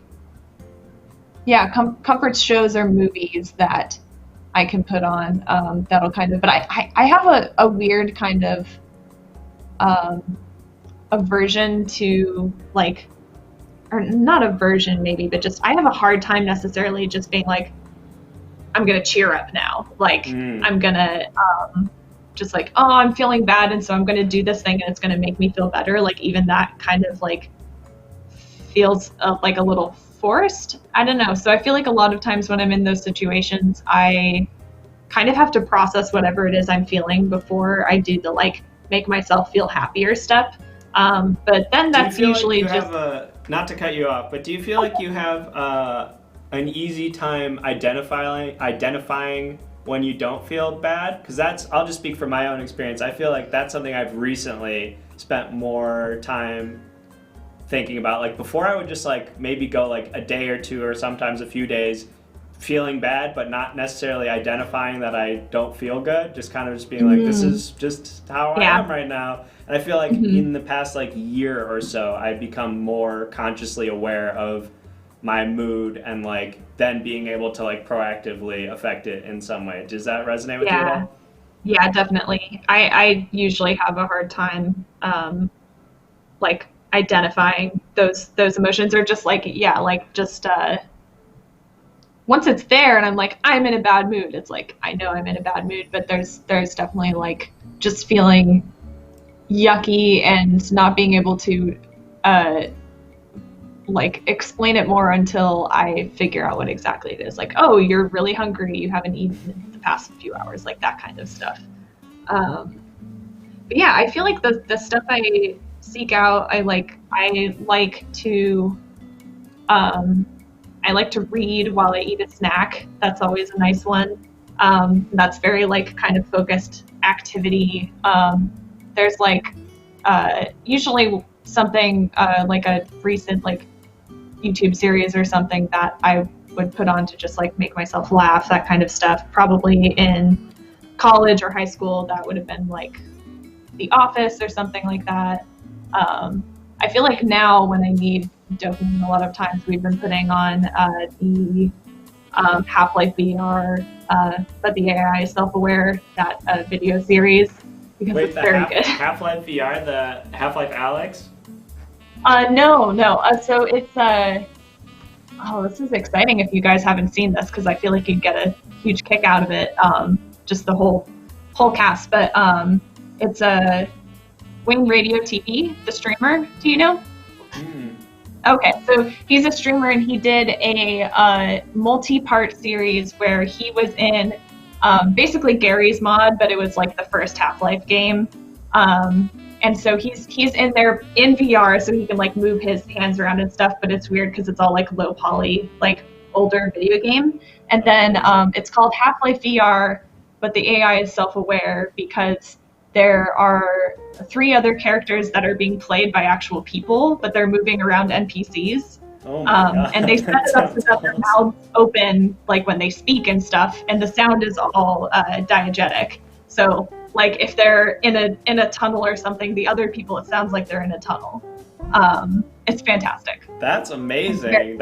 Wait, what is it called? It's called Wayne Radio? VR.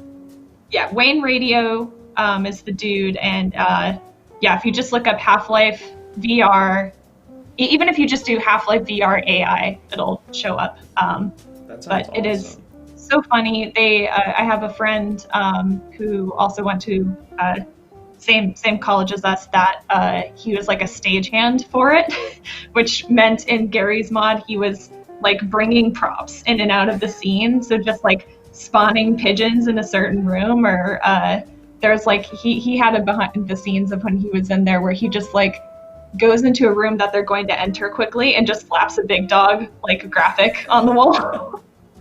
Like the t-shirt.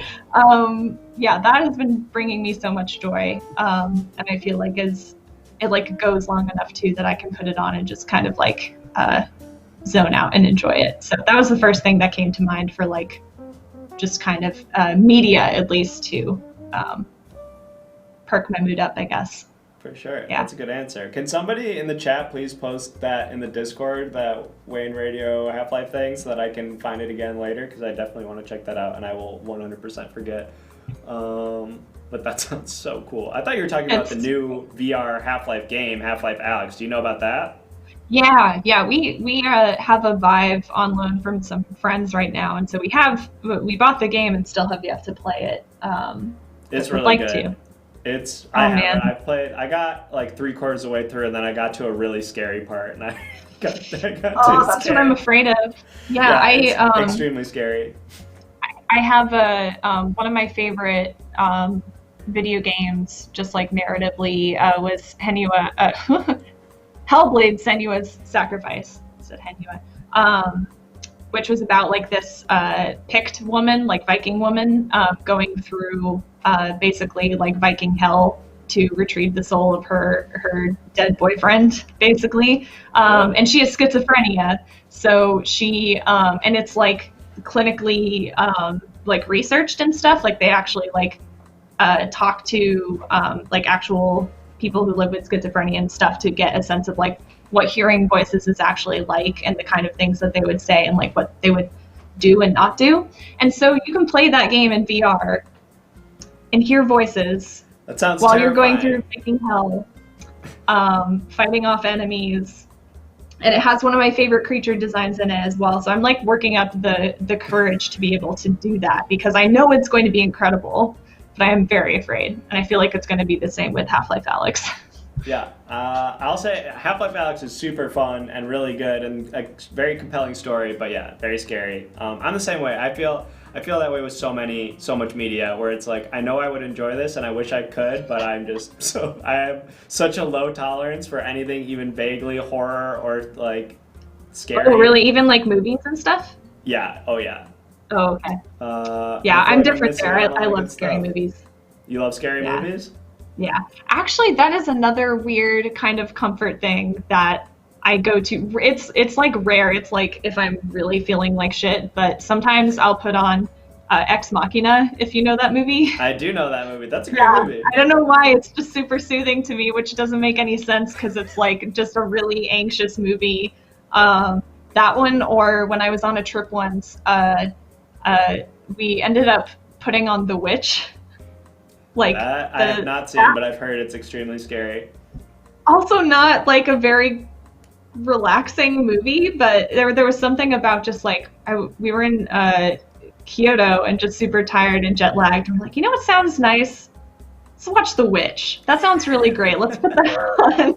And it was kind of relaxing. But yeah, definitely. I feel like VR though, that's a whole different thing with horror. Because at least with the screen, I can kind of separate myself a bit. But once you can close your eyes, you can cover your ears, you can turn away with VR. Which I do. I absolutely do. The first time I watch stuff, I watch through my fingers like that. So, yeah. And Aiden would like me to ask you to explain the plot of Neon Genesis Evangelion. And I feel like we could make a whole separate show about us talking about that show. I love Neon Genesis Evangelion. Wait, what? Also. Are you serious? Genesis? Yes, I love.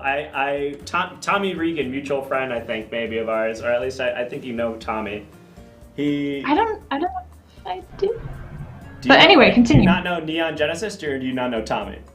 I don't know Tommy. I know Neon Genesis. You definitely know Neon Genesis because I know we've talked about the Angels before. He was the one who introduced Neon Genesis to me. I fell in love with it. I watched it with my friend Paven over the course. Good. Yeah, it's amazing. I don't feel like we have time to talk about it because I know that if we start, this show will assuredly be more than 3 hours. I will just share a tidbit. I did a PowerPoint potluck a while back for my birthday, and my presentation was on the dateability of each of the angels from Ava, just like ranking them on like physical body type, like powers, what their like ideal date would be. I think I saw. Did you post like a slide or two of that on Twitter? I probably did. I think yeah, I saw. I want to I saw revisit one. it. Yeah, that's Yeah. really great. Aiden, all I can say is go watch it immediately. It's you especially I feel like would really love it. I don't know why I say that, but I feel like you would really appreciate it. It's extremely good. We cannot stay on this question. Did I answer this question? I don't even remember what the question was. Oh, a thing that I do remember to make me not feel bad anymore. I go on walks. That's my answer. I like to go. Ooh, I like to that's go a on really walks. nice one. I really enjoy getting out. It's very like classic. That's very Yeah. like protagonist in a novel or something. It does feel that way. I think I just have a really hard time sitting still. Like I'm also a big on the phone talker. Like when, like even with this, I struggle a little Same. bit because I have to sit in this chair the whole time when I'm talking to you, and like that is a bit of a struggle for me. I'm much more natural, like walking around the block. Even in my Same. bedroom, I'll just pace like back and forth in my bedroom if I'm on the phone. Did you do that a lot in college? Would you like call your mom and go on a walk? Yeah, definitely. I would always, All the yeah. time. Yeah, Best combo. or even like in the car. Like I'm a big Yes. car talker, which is like technically I'm not walking, but I'm moving. Where it's just like I don't know Yeah, what it it's is about they're having. good. They're good companion activities, I feel like. Yeah, totally. But that's my answer, and we do have to move on. I feel like we all understand why walking's cool. So we're gonna go. We're gonna go on to question number 7, which is what is something that you wish were more socially acceptable? Stimming would be my answer. What is stimming? I don't feel know like if I know what that is. well, you are also doing it right now. Oh, is that so- just like playing around with like a little thing? Yeah. So, yeah, Aiden, Stim Gang, rise up. Stimming is something that everyone does, but especially people on the spectrum, people with ADHD, do a lot to kind of. It can be for a lot of reasons, and that was like something I kind of had to learn about myself. But the most common ones are kind of to manage emotions, manage overstimulation, understimulation, which a lot of those come into play in obviously school or work situations where you're kind of trapped somewhere. And like you said, you're just sitting in this chair, so it's like I need something to do. Oh my God, something. yes. There's something. And so I think it's cool that there was kind of like when the fidget cubes were getting really big for a bit and that was going around. I think that was cool because it was like that there is a benefit and an emotional benefit to having those things available, and that it can help people who are not neurotypical better manage the world, basically, and also help just neurotypical people manage the world. Like it's good for everyone, and especially if it's not like visually distracting or there's good discrete ways to do it that is cool. I think the other thing I would say about it is that there are autistic people who don't get to choose what their stim is, or that have a stim that's less socially acceptable. So some of them are clapping, or kind of slapping yourself, those kind of ones where that's kind of considered weird behavior or disruptive behavior. And I wish that was more acceptable, because I think that would be really cool for a lot of people that would probably enjoy being in a lot more environments if they had a way to manage over understimulation. That is a great one. Wow, I went from not even knowing about stimming to being 100% on board and agree with you. Aiden is saying that bouncing your leg is a stim, and that is 100% I've been doing mine. that the whole time too. Yeah. Yeah, I'm a huge leg bouncer. I always leg bounce. For the longest time, and maybe it is, I don't know if it's genetic, but everybody on my mom's side of the family is a leg bouncer. That's just whenever we go out to dinner, you can tell who's on what side of the family, because one side of the table is essentially vibrating with everybody bouncing their legs. And I That's totally funny. have that. Yeah. And then I think I that'd have be a headphone. Headphone is good. I have a thread that I started on my Tidy Twitter that I should return to, where I was just posting links to and descriptions of different STEM toys, because I've been indulging myself by buying a bunch because they're inexpensive and usually made for kids, and so I can purchase as many as I want. But I actually got this nice, this is like a spinner, and it's got this like cool faceted surface on it, and it's really heavy. It's metal, and has like the whatever it is, so it just keeps spinning for a really, really long time. So I have this one. I have this other spinner ring that is less satisfying, but still nice. And then this is just like 3 beads on a ring, which is surprisingly very fun to play with. Yeah, so I've just been alternating between the 3 of those this whole time. And that's the nice thing that I like about webcams and like online business meetings and stuff is like I can do this stuff down here and it's not distracting you, you know, like totally, yeah. The same way someone can bounce their leg during a meeting, that kind of stuff. That's a great point. And that is an interesting point that you brought up about how certain stims are more camouflage, I guess, or like acceptable than others. Like clapping is one that I hadn't even considered, or like this thing that you said about slapping yourself, and that is something that I guess I don't have a ton of experience with people that have those stims, but when you say that, it makes total sense to me, and I could totally understand how that'd be super frustrating, and like, yeah, absolutely would be great if we could make that more normalized. And thank you for the Fallout history buff. But yeah, that's a great answer. I really like that answer. Thanks. For me, I think I would say having conversations like this out of the context of a show or a podcast. I feel like wouldn't we're it be almost great? getting there. Like, I think there's like sort of the Twitter meme of like, and it's also gendered in a way that's sort of interesting to me. I saw a tweet today that was like, during the quarantine, all the girls I know started baking and every boy I know started a podcast. And I was like, that is kind of true and sort of interesting.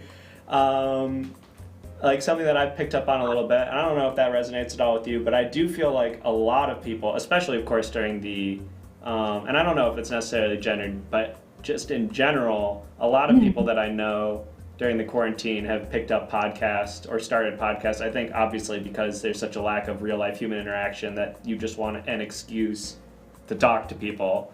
But I do feel like podcasting, Aiden says a lot of boys have started baking. That's true. I did a little bit of baking. So I don't think it is as gendered as it makes it out to be. I think that's just a meme. But I do think that the podcasting thing is good because it has sort of normalized this medium. And I was looking at this a little bit before. In the 70s, it was actually kind of common that on TV you would have these like long format conversations. Like the talk show hosts of the time would be much more like free-form conversational, whereas like today, you know, all the Jimmys and stuff will have their little 5-minute anecdotes that are pre-planned, and then it's just like promo for the movie. And I think we are in podcast form returning to that. There's a premium on long-form discussion and more like deep conversation. But I wish that we could transcend that as a form of entertainment and just make it a normalized thing that people can do. And it's hard because there's as we get further into technology, and also with like TikTok and like the ever shortening attention span of humanity, like it's difficult to have those conversations, but I feel like that's what makes them all the more valuable and rewarding. Yeah, absolutely. And I mean, that's the kind of going back to like pairing activities together, that's the kind of like either listening to someone having a conversation like that or being a part of one while doing another activity is just like, I feel like a very satisfying pairing. And also, it is interesting because I feel like when you see people on like talk shows, like more recently, I guess, like I haven't seen many that are like, you know, long form like that, unless it's like something special on YouTube they did or something like that. And Yeah, I totally agree with that, and I would love that too because, like I said, that's my favorite kind of conversation, and I feel like the closest friends I have, a lot of that is because they both like that. They also value that kind of conversation, or they're good listeners and they just like hearing me talk. So Yeah, yeah, that is extremely valuable in a friend is having somebody who can listen to you talk for a long time. yeah, absolutely. Yeah, and that's kind of I remember you said in one of your other shows that you're good at talking to old people, which I thought was hilarious.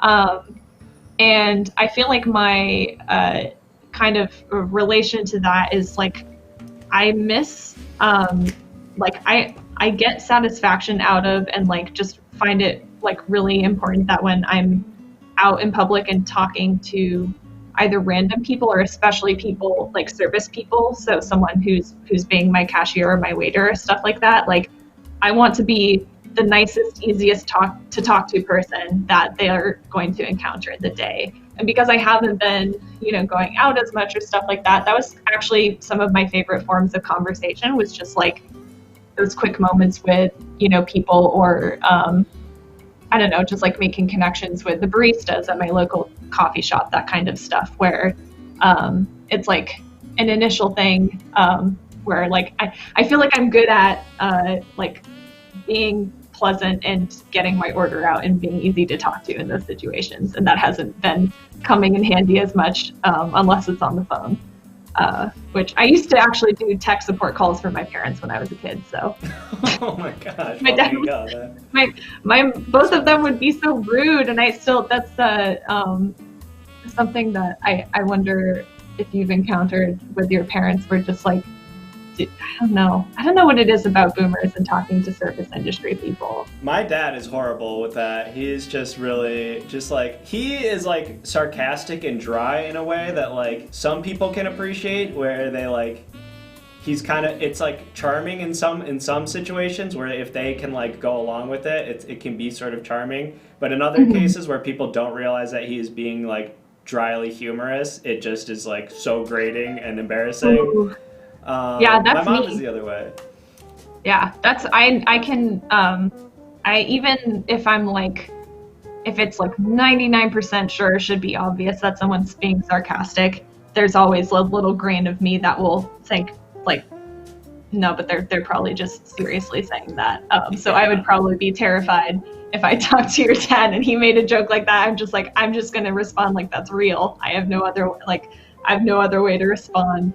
Yeah, it happens a lot. Yeah, I It's remember so painful. intervening for that because my both my parents would get so impatient and rude, and even at a young age, I was like, these people are just like doing their best. The best we could do is just be like absolutely like polite and pleasant and like not add any stress to their day. Um, yeah, that was kind of a tangent, but anyway. A good tangent. I thought that was good, but I do also think that we should move on.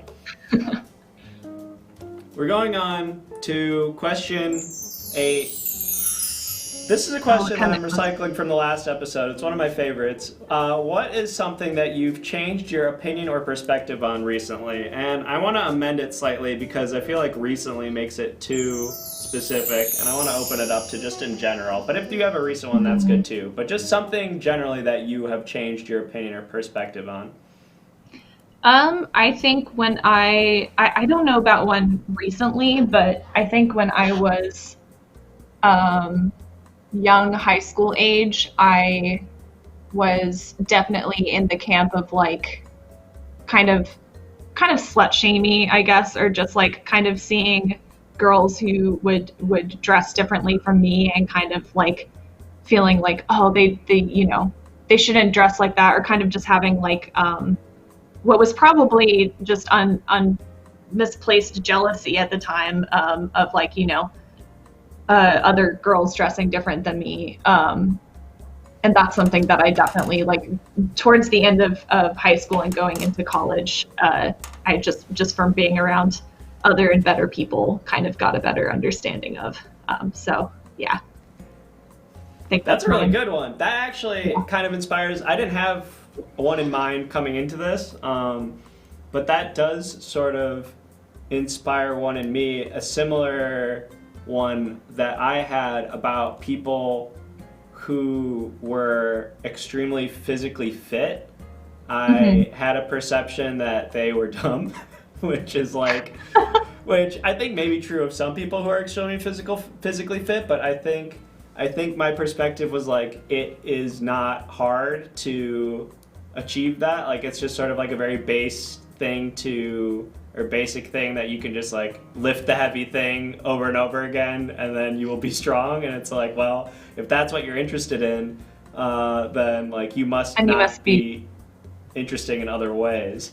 And that's an interesting one. I have found just from like watching like YouTube videos about like personal fitness and stuff that there is a tremendous amount. I mean, again, like this is something that you can be really interested in fitness and stuff and be boring. Like there are those people, but there are also people, I have found recently that there is a tremendous amount of like science and philosophy of like human physique and like that, like there is a lot of like intellectual zhuzh, as it were, that can go into somebody being passionate about health and even literal like physical, like just the idea of like bodybuilding was something so alien to me that I was like, this is the most vain, like self-important pursuit.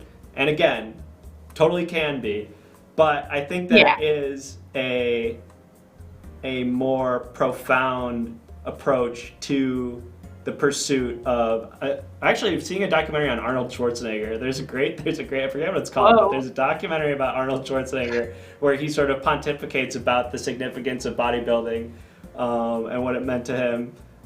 That really sort of changed my perspective on that.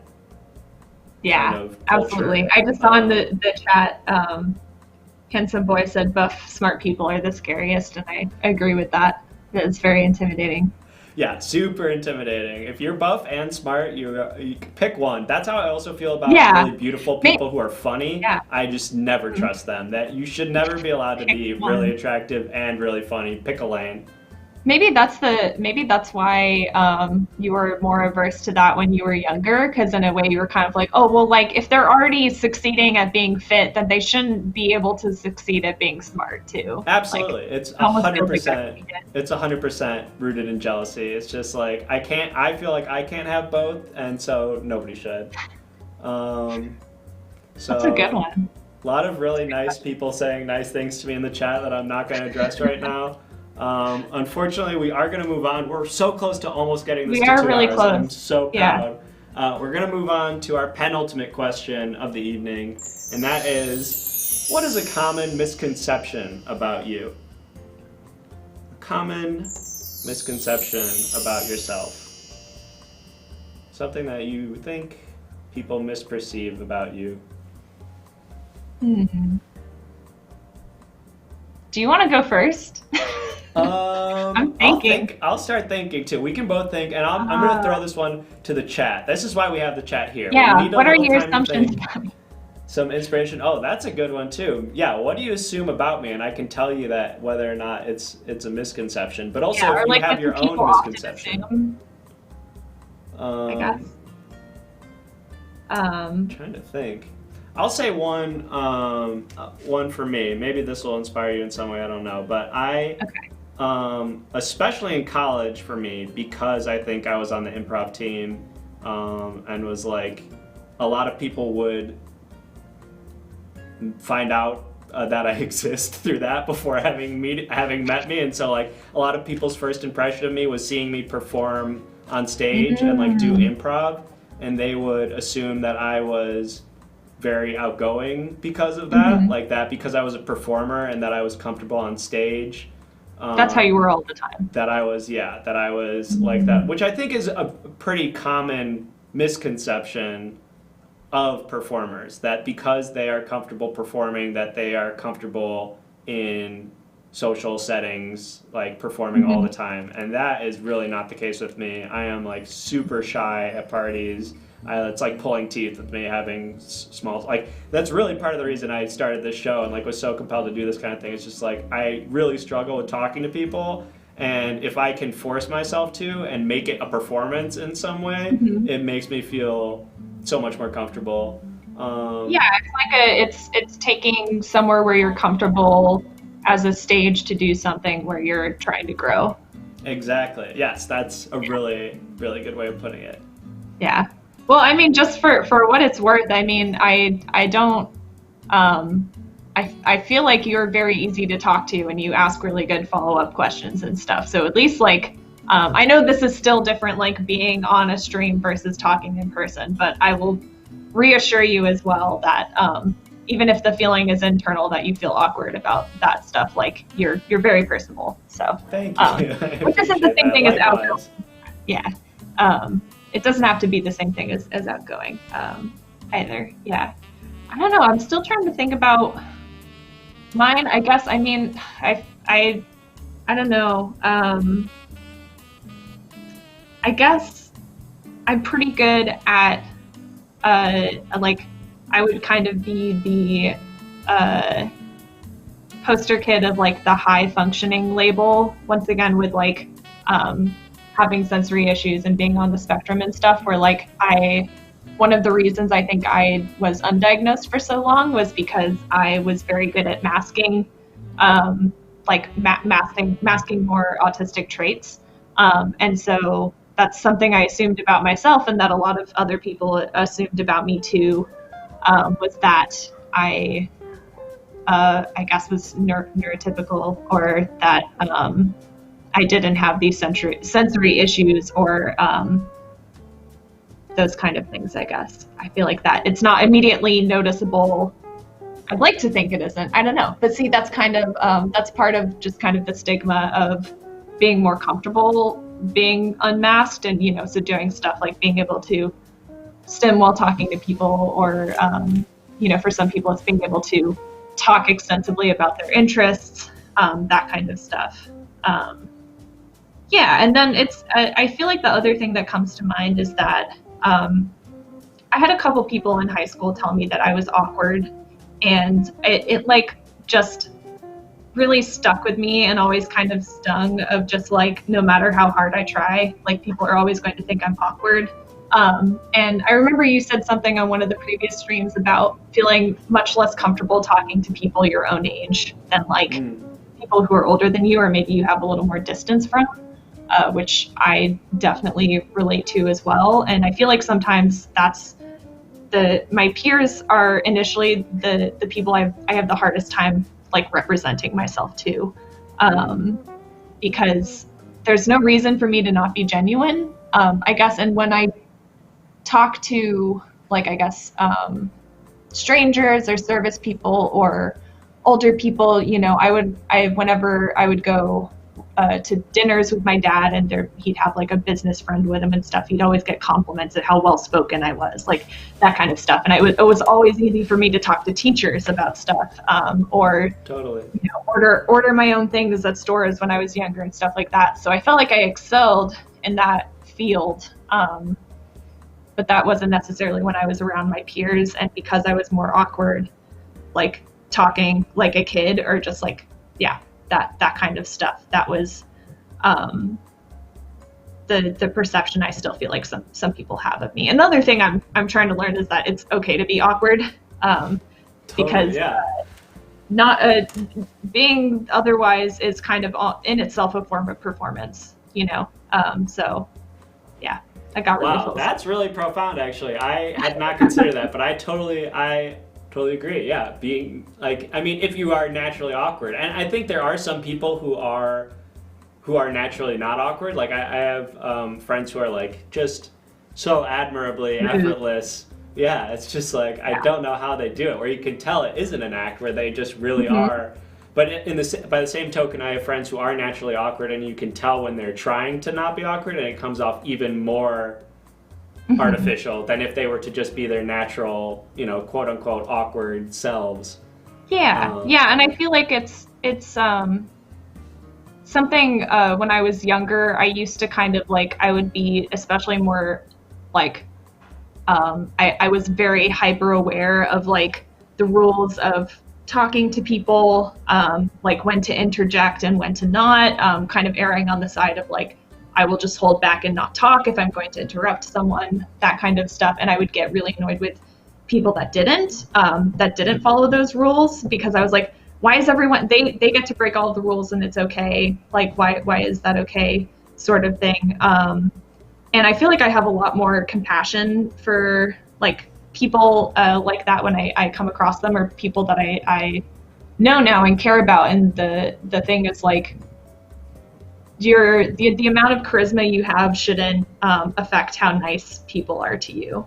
And the thing is that it does. And so like I try, I guess, when I'm around other people to just, once again, just still be the easiest person to talk to. I try to be, even if they're struggling or they're nervous or stuff like that. I don't want them to make like I don't want them to feel like they're making additional mistakes by not like being too awkward or not acting cool enough, I guess. Yeah, that's really, I mean, I think, that I think is one advantage to being a self-perceived awkward person that that resonates with me, is that you become acutely aware of the feeling of being awkward and being perceived as awkward, and so you can relate to another person feeling that way in conversation, and then address those feelings as a cool guy. Gorbis, thank you for the tier 1 subscription, buddy. Thank you. That was very sweet of you. For the gifted sub to Yuho Hocus. Wow. What I was saying essentially is just that as somebody who feels awkward, you are able to then relate to people in conversation in that way and make them feel safe and comfortable in those conversations, and that can be a valuable skill in and of itself. Yeah, and it's also like you will never escape. There's kind of this idea of like, you know, people will use the word cringe to describe stuff, and sometimes it's just like, I hate that when it's just talking about kids liking something. Like, especially if the thing in itself is just, it's not made for adults, or it's just a little goofy, or it's whatever. That's kind of the other front where I think about like, it shouldn't be embarrassing to like something in a not cool way, you know, or like a not suave way, I guess. And I think people will start to be themselves more if they feel like they're not going to be judged additionally for that stuff, I guess. I don't even remember what the original question was, but I feel like we answered it thoroughly. Sunbro says saying something is cringe, and I agree. That is the one statement I agree with. For sure. And Cool Guy Gorbis challenges that with saying cringe is cringe. And it's turtles all the way down with that one, unfortunately. And Incognito Therapy, thank you so much for the tier 1 subscription. Really appreciate it. We are now going to move on to the final question of the evening. We did it. We did it in record time. What is an overlooked or underrated component of a successful relationship? Overlooked or underrated? I would be remiss if I didn't ask a single question about relationships on the Falling in Love With show, so I figured I'd throw one in there at the end. That's true. I'm trying to, the ones that immediately come to mind, I feel like aren't necessarily underrated. The classic, like, communication. Communication is the one that everybody says. Yes, of course. That's why I was thinking we got to get a little bit deeper than that. Underrated. I feel like something that is cool and important is finding someone who, even if they don't like a certain thing as much as you, whether it's like an activity or media or something like that, that they can engage with it and get excited about it for your sake. Like, I think that is super cool. And I've had the best connections with people when I can tell like that they, even if they don't care about Evangelion, they care that I care about it and want to learn more about it. You know, like I feel like that's kind of an underrated one where it isn't necessarily saying like you need to like everything your partner likes. It's like, no, but you need to you know, be appreciative of it or encouraging of it in a way that, you know, the person you're with feels like they want to share it with you, or open up in that way. That is a really good one. I really, really like that answer. I was going to say something maybe slightly similar, but I think your answer actually better encompasses... Oh my goodness. That's a sneeze. Bless you. Thank you. Someone said finding out what the other person hates, and History Buff said space issues in a shared living situation. I saw those too. I like both of those answers as well. Something is happening with our auto mod. They're blocking some sort of messages. I can't really tell what's happening. I don't know. I'm going to leave it to Aiden, who's a mod, to decide what to do about those messages. But I really, really like your answer. I want to steal you. I think I'm going to take your answer too, Tay, as uninteresting as that is, because that is really... I think what I was going to say is finding a person who has interests that are different than yours, which is sort of like a tag along to what you to what you were saying. But I think a lot of people, when they are looking for a strong relationship, try to find similarities. Obviously, like it's easy to get along with people who have the same interests as you, but I do find, or at least in my limited experience with romantic relationships and my slightly less limited experience with platonic relationships, my strongest relationships are with people who have some amount of interest in the things that I'm interested in, but also a deep interest in something that I don't know a lot about, but I'm interested in. So, like, for example, one of my ex-girlfriends was like very passionate about crafts, which I have zero skill in. Like, I'm not good at crafty. I'm not a crafty person. I have no aesthetic skill really of any type, but I was so envious of that skill and like really deeply invested, and that speaks to what you were saying about like being able to be passionate, or to be, if not passionate, to be supportive of an interest of a partner. Because I think if, and this is more so speculation because I haven't been in a position necessarily where this has really been an issue, but I speculate that if you were to try to have a relationship with somebody who was passionate about only the things that you were passionate about and nothing else really, there may develop some sort of like competitive aspect where it's just like for example, like in my specific case, speaking from my experience, like I for a long time was like very passionate about comedy and performing, and I feel like if I were, and especially in a career like performing or entertainment, there's such a premium on attention and like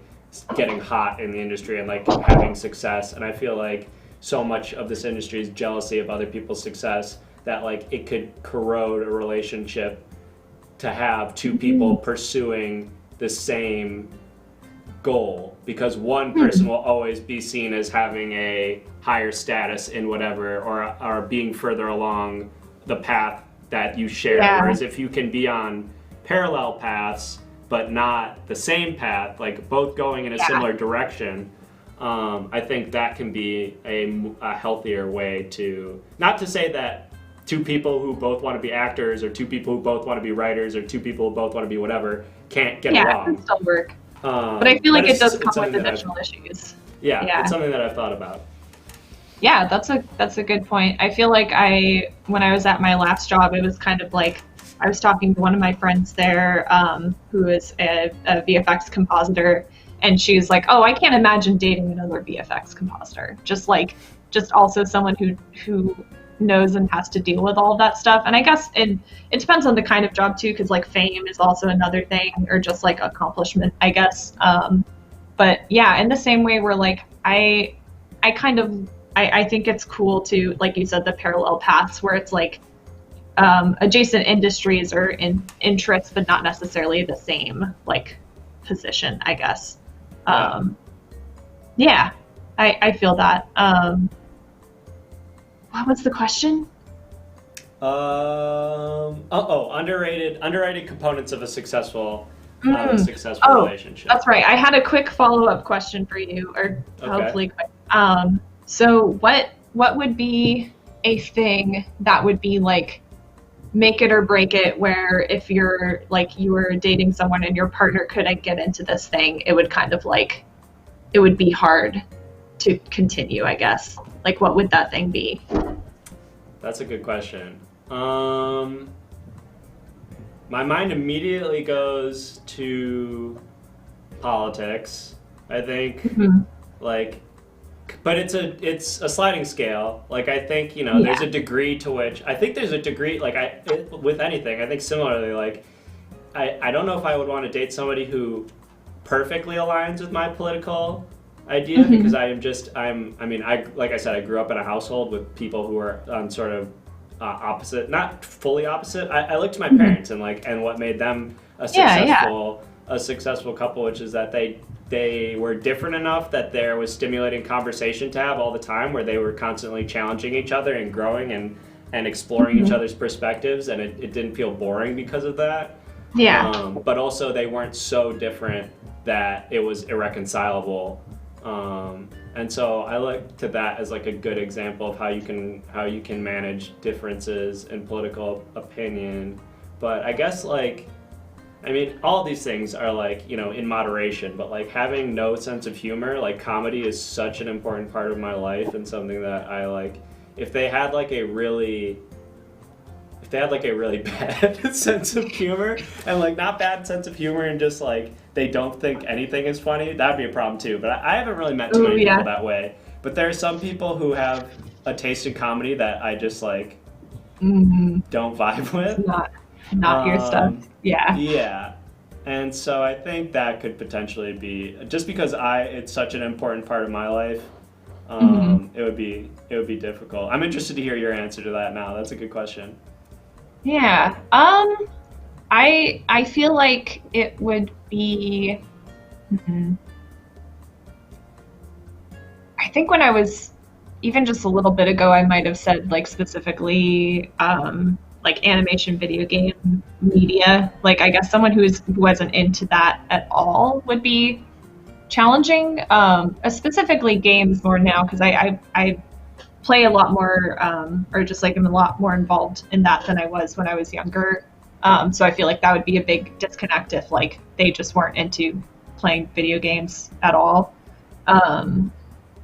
And then like on the more, I guess like kind of the hyper specific one, or just like, I guess I might have one more question for you, but my like, if you have something that's just like particular and small, but it's just like icing on the cake that, I met this person and they also like this thing, that for me would probably be Terry Pratchett books, and specifically my first one, my favorite one, like that, meeting people that cared about that as much as I do. That was like kind of a really, really nice bonus in any relationship, I feel like, because it's just, one of my absolute favorite things. Do you have something like that that's like, oh, they also like?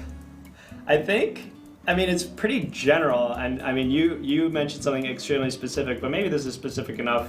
It's just like these types of conversations, like someone who can articulate a specific interest in, like, deep is not the right word, but like it's a general, just like a desire to be extremely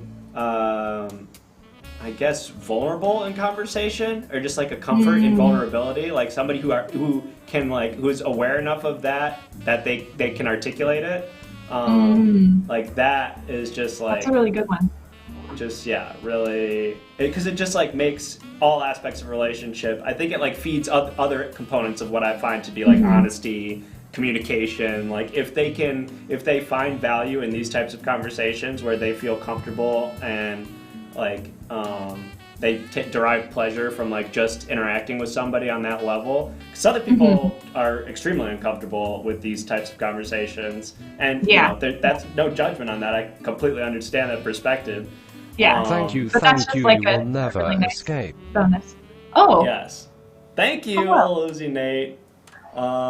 This experiment has worked, and now I love you. And I also love Jake and everyone in the chat. Experiment too successful. Thank you, Little Uzi Nate. Oh wow! I feel good on ending it on that. That felt Yeah. like almost like a beautiful way to bookend this conversation. How do you feel, Taylor? You feel like this was? Oh wait, actually, before I get your answer, we do have to do. Yeah, one more. Before you ask me how I feel. I should check in with the chat. Chat, you know the drill. This is the third and final chemistry check. It's the end of the show, so I don't know why it says so far. This is the end, so this is as far as we're gonna go. But this is the final chemistry check. Please rate our chemistry. Oh, you don't know the drill. If you don't know the drill, if this is your first time in this show or in this stream seeing the chemistry check, please rate our chemistry on a scale of 1 to 5. 1, of course, being the worst, no chemistry. 5 being perfect chemistry. This is just a little interactive activity that I figured I would throw in because the show is really not interactive in almost any other way, but it's a live stream, so I wanted to make it somehow interactive, and here we are with a little poll for you guys to share your input. So please go ahead and vote. I think we finished off last time. I wasn't here for most of it, says Fish and Custard, and that's fine. You're welcome to answer with whatever information you have. You also don't have to vote. No pressure. Please, 4. Let's do a 5. At least 4, close to 5. Lots of 4s, lots of 5s. 1, 3. Incognito therapy coming in with the 3, which doesn't seem to be registering. It almost seems as if the poll knows that we had stronger chemistry than that. It's like, now we're not Sometimes if gonna. you accidentally type a number before that, like in another comment, it will register that. Oh yeah, Incognito already typed it 4, so it already registered that. That's why it won't adjust for 3. But we're gonna go ahead and close out that poll because it's looking accurate to me. Looks like the chat settled on 4, with 5 coming close in second, and that feels just about right to me. Yeah, that I agree with that. We'll come back to the wide. And what is on the screen right there? Is that the whole time? Oh, it's a chair right there. Disregard that. That's fine. Taylor, thank you so much for coming on the show. I really appreciate it. This was really nice. I had a really good time. How do you feel?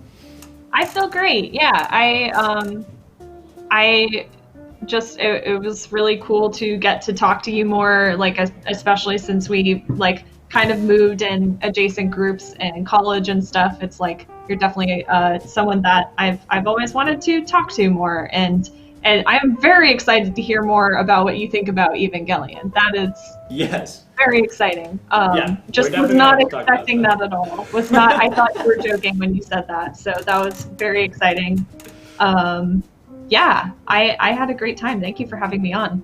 Absolutely, it's a pleasure. Is there anything that you want to plug? Like anything that you're working on, any social media or artwork or things or causes or anything that you would like to bring attention to while you're here? I have a Twitter. It's Taylor Reynolds 13 with 1 R, so TaylorEynolds 13.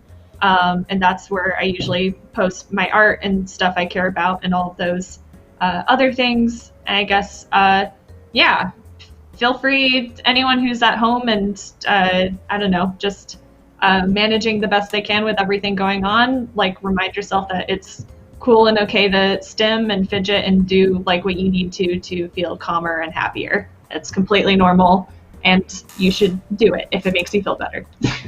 Absolutely. That is a good sign off. Yes, please follow Tay if you haven't already. Like Aiden is saying in the chat right now, Taylor posts extremely good art. If you haven't followed already, you're missing out. I will now do my plugs, which of course is the Everything Now show, which you're currently watching. Yeah. If you're already here and you haven't already, please follow the show. Please follow us. We do good stuff. If you weren't here earlier, Chris did a 3-hour political check-in stream. That was really cool. That was awesome. He will hopefully do more of those. I'm going to encourage him to do those more regularly. I thought he really liked it. I really liked watching it. So hopefully there'll be more of that. But primarily this channel does comedy, interactive, improv streams. I will never know how to fully explain what it is. So what I will say is that if you enjoy interactive comedy or improv in any way, check out our VODs, our video on demands on this channel or on our YouTube page. You can watch them there and see if there's something that you're interested in. The people who are in the chat right now will probably tell you that it's a good time. It is a good time. So come see that. Those are every Wednesday and Sunday at 7 p.m. Pacific time. We also do a Dungeons and Dragons stream every other week on Thursday, so we'll be doing that this Thursday. What else? Join our Discord. Our Discord is linked down below. There's a lot of fun to be had there. We talk about all kinds of different stuff, and we also post updates about the show. It is not a good time, says Sunbro. Thank you for the ringing endorsement. It's a great time. Oh, and he got me. And thank you, Sunbro. I rescind my sarcastic remark. You were actually correct. I saw Aiden asked if I'm open for remote commissions. I'm closed for commissions currently right now, but I can still take commission slots for later. I'm just on a hiatus right now. Yeah. There you go. That's it. Follow everything now. Follow us here. Follow us on Twitter. Follow us on Discord. Follow me on my Twitter. I have a Twitter all to myself. I post jokes sometimes. I think they're pretty good. It's at Jake Ellenbogen, which is my name. I don't think my name is written anywhere on this page right now, but it's ELLENBOGEN. You can find a link to it in the bio of the Everything Now Twitter. So check me out. Make me viral. Okay, I think that is going to be the end of this show. Taylor, do you have anything else you'd like to say before we wrap it up? Everything Now is great. It's been awesome to tune in and just especially with the interactive aspect, watching a lot of shows and things that obviously aren't interactive. It's great to have something where I get to talk to the people who are on screen and give them ideas and stuff, and it's very positive and cool, and y'all should follow it. And speaking of you specifically interacting with the show, Taylor, there's potentially a collaboration in the works. Yeah, we'll see some improv drawing perhaps. Yes. So stay tuned for that. No hard date figured out for that. We're still working it out, but potential collaboration. Taylor Reynolds, Everything Now show. You're gonna have to join the Discord chat if you want to find out when that's gonna happen. So do that. And now I'm gonna find somebody to raid. Is anybody? What's going on? Let's see who's here. I'm going to walk away. Oh, actually, I'm going to go to the throw to the bumper while I figure out who to rate. So I'm going to sign off. I'm going to say, bye, everybody. Thanks for joining us. I'll probably be back next Tuesday. I still have to find a guest. So if you know somebody who wants to do the show, please tell me. I have maybe until cool Tuesday to find guy them. Gorbis. Oh, yeah. Gorbis. Yeah. Hit me up. Well, maybe we'll connect. But also anybody else, please let me know. There's a lot of Tuesdays, and I don't have anybody else in the lineup. So hit me up. Okay. Good night. Bye.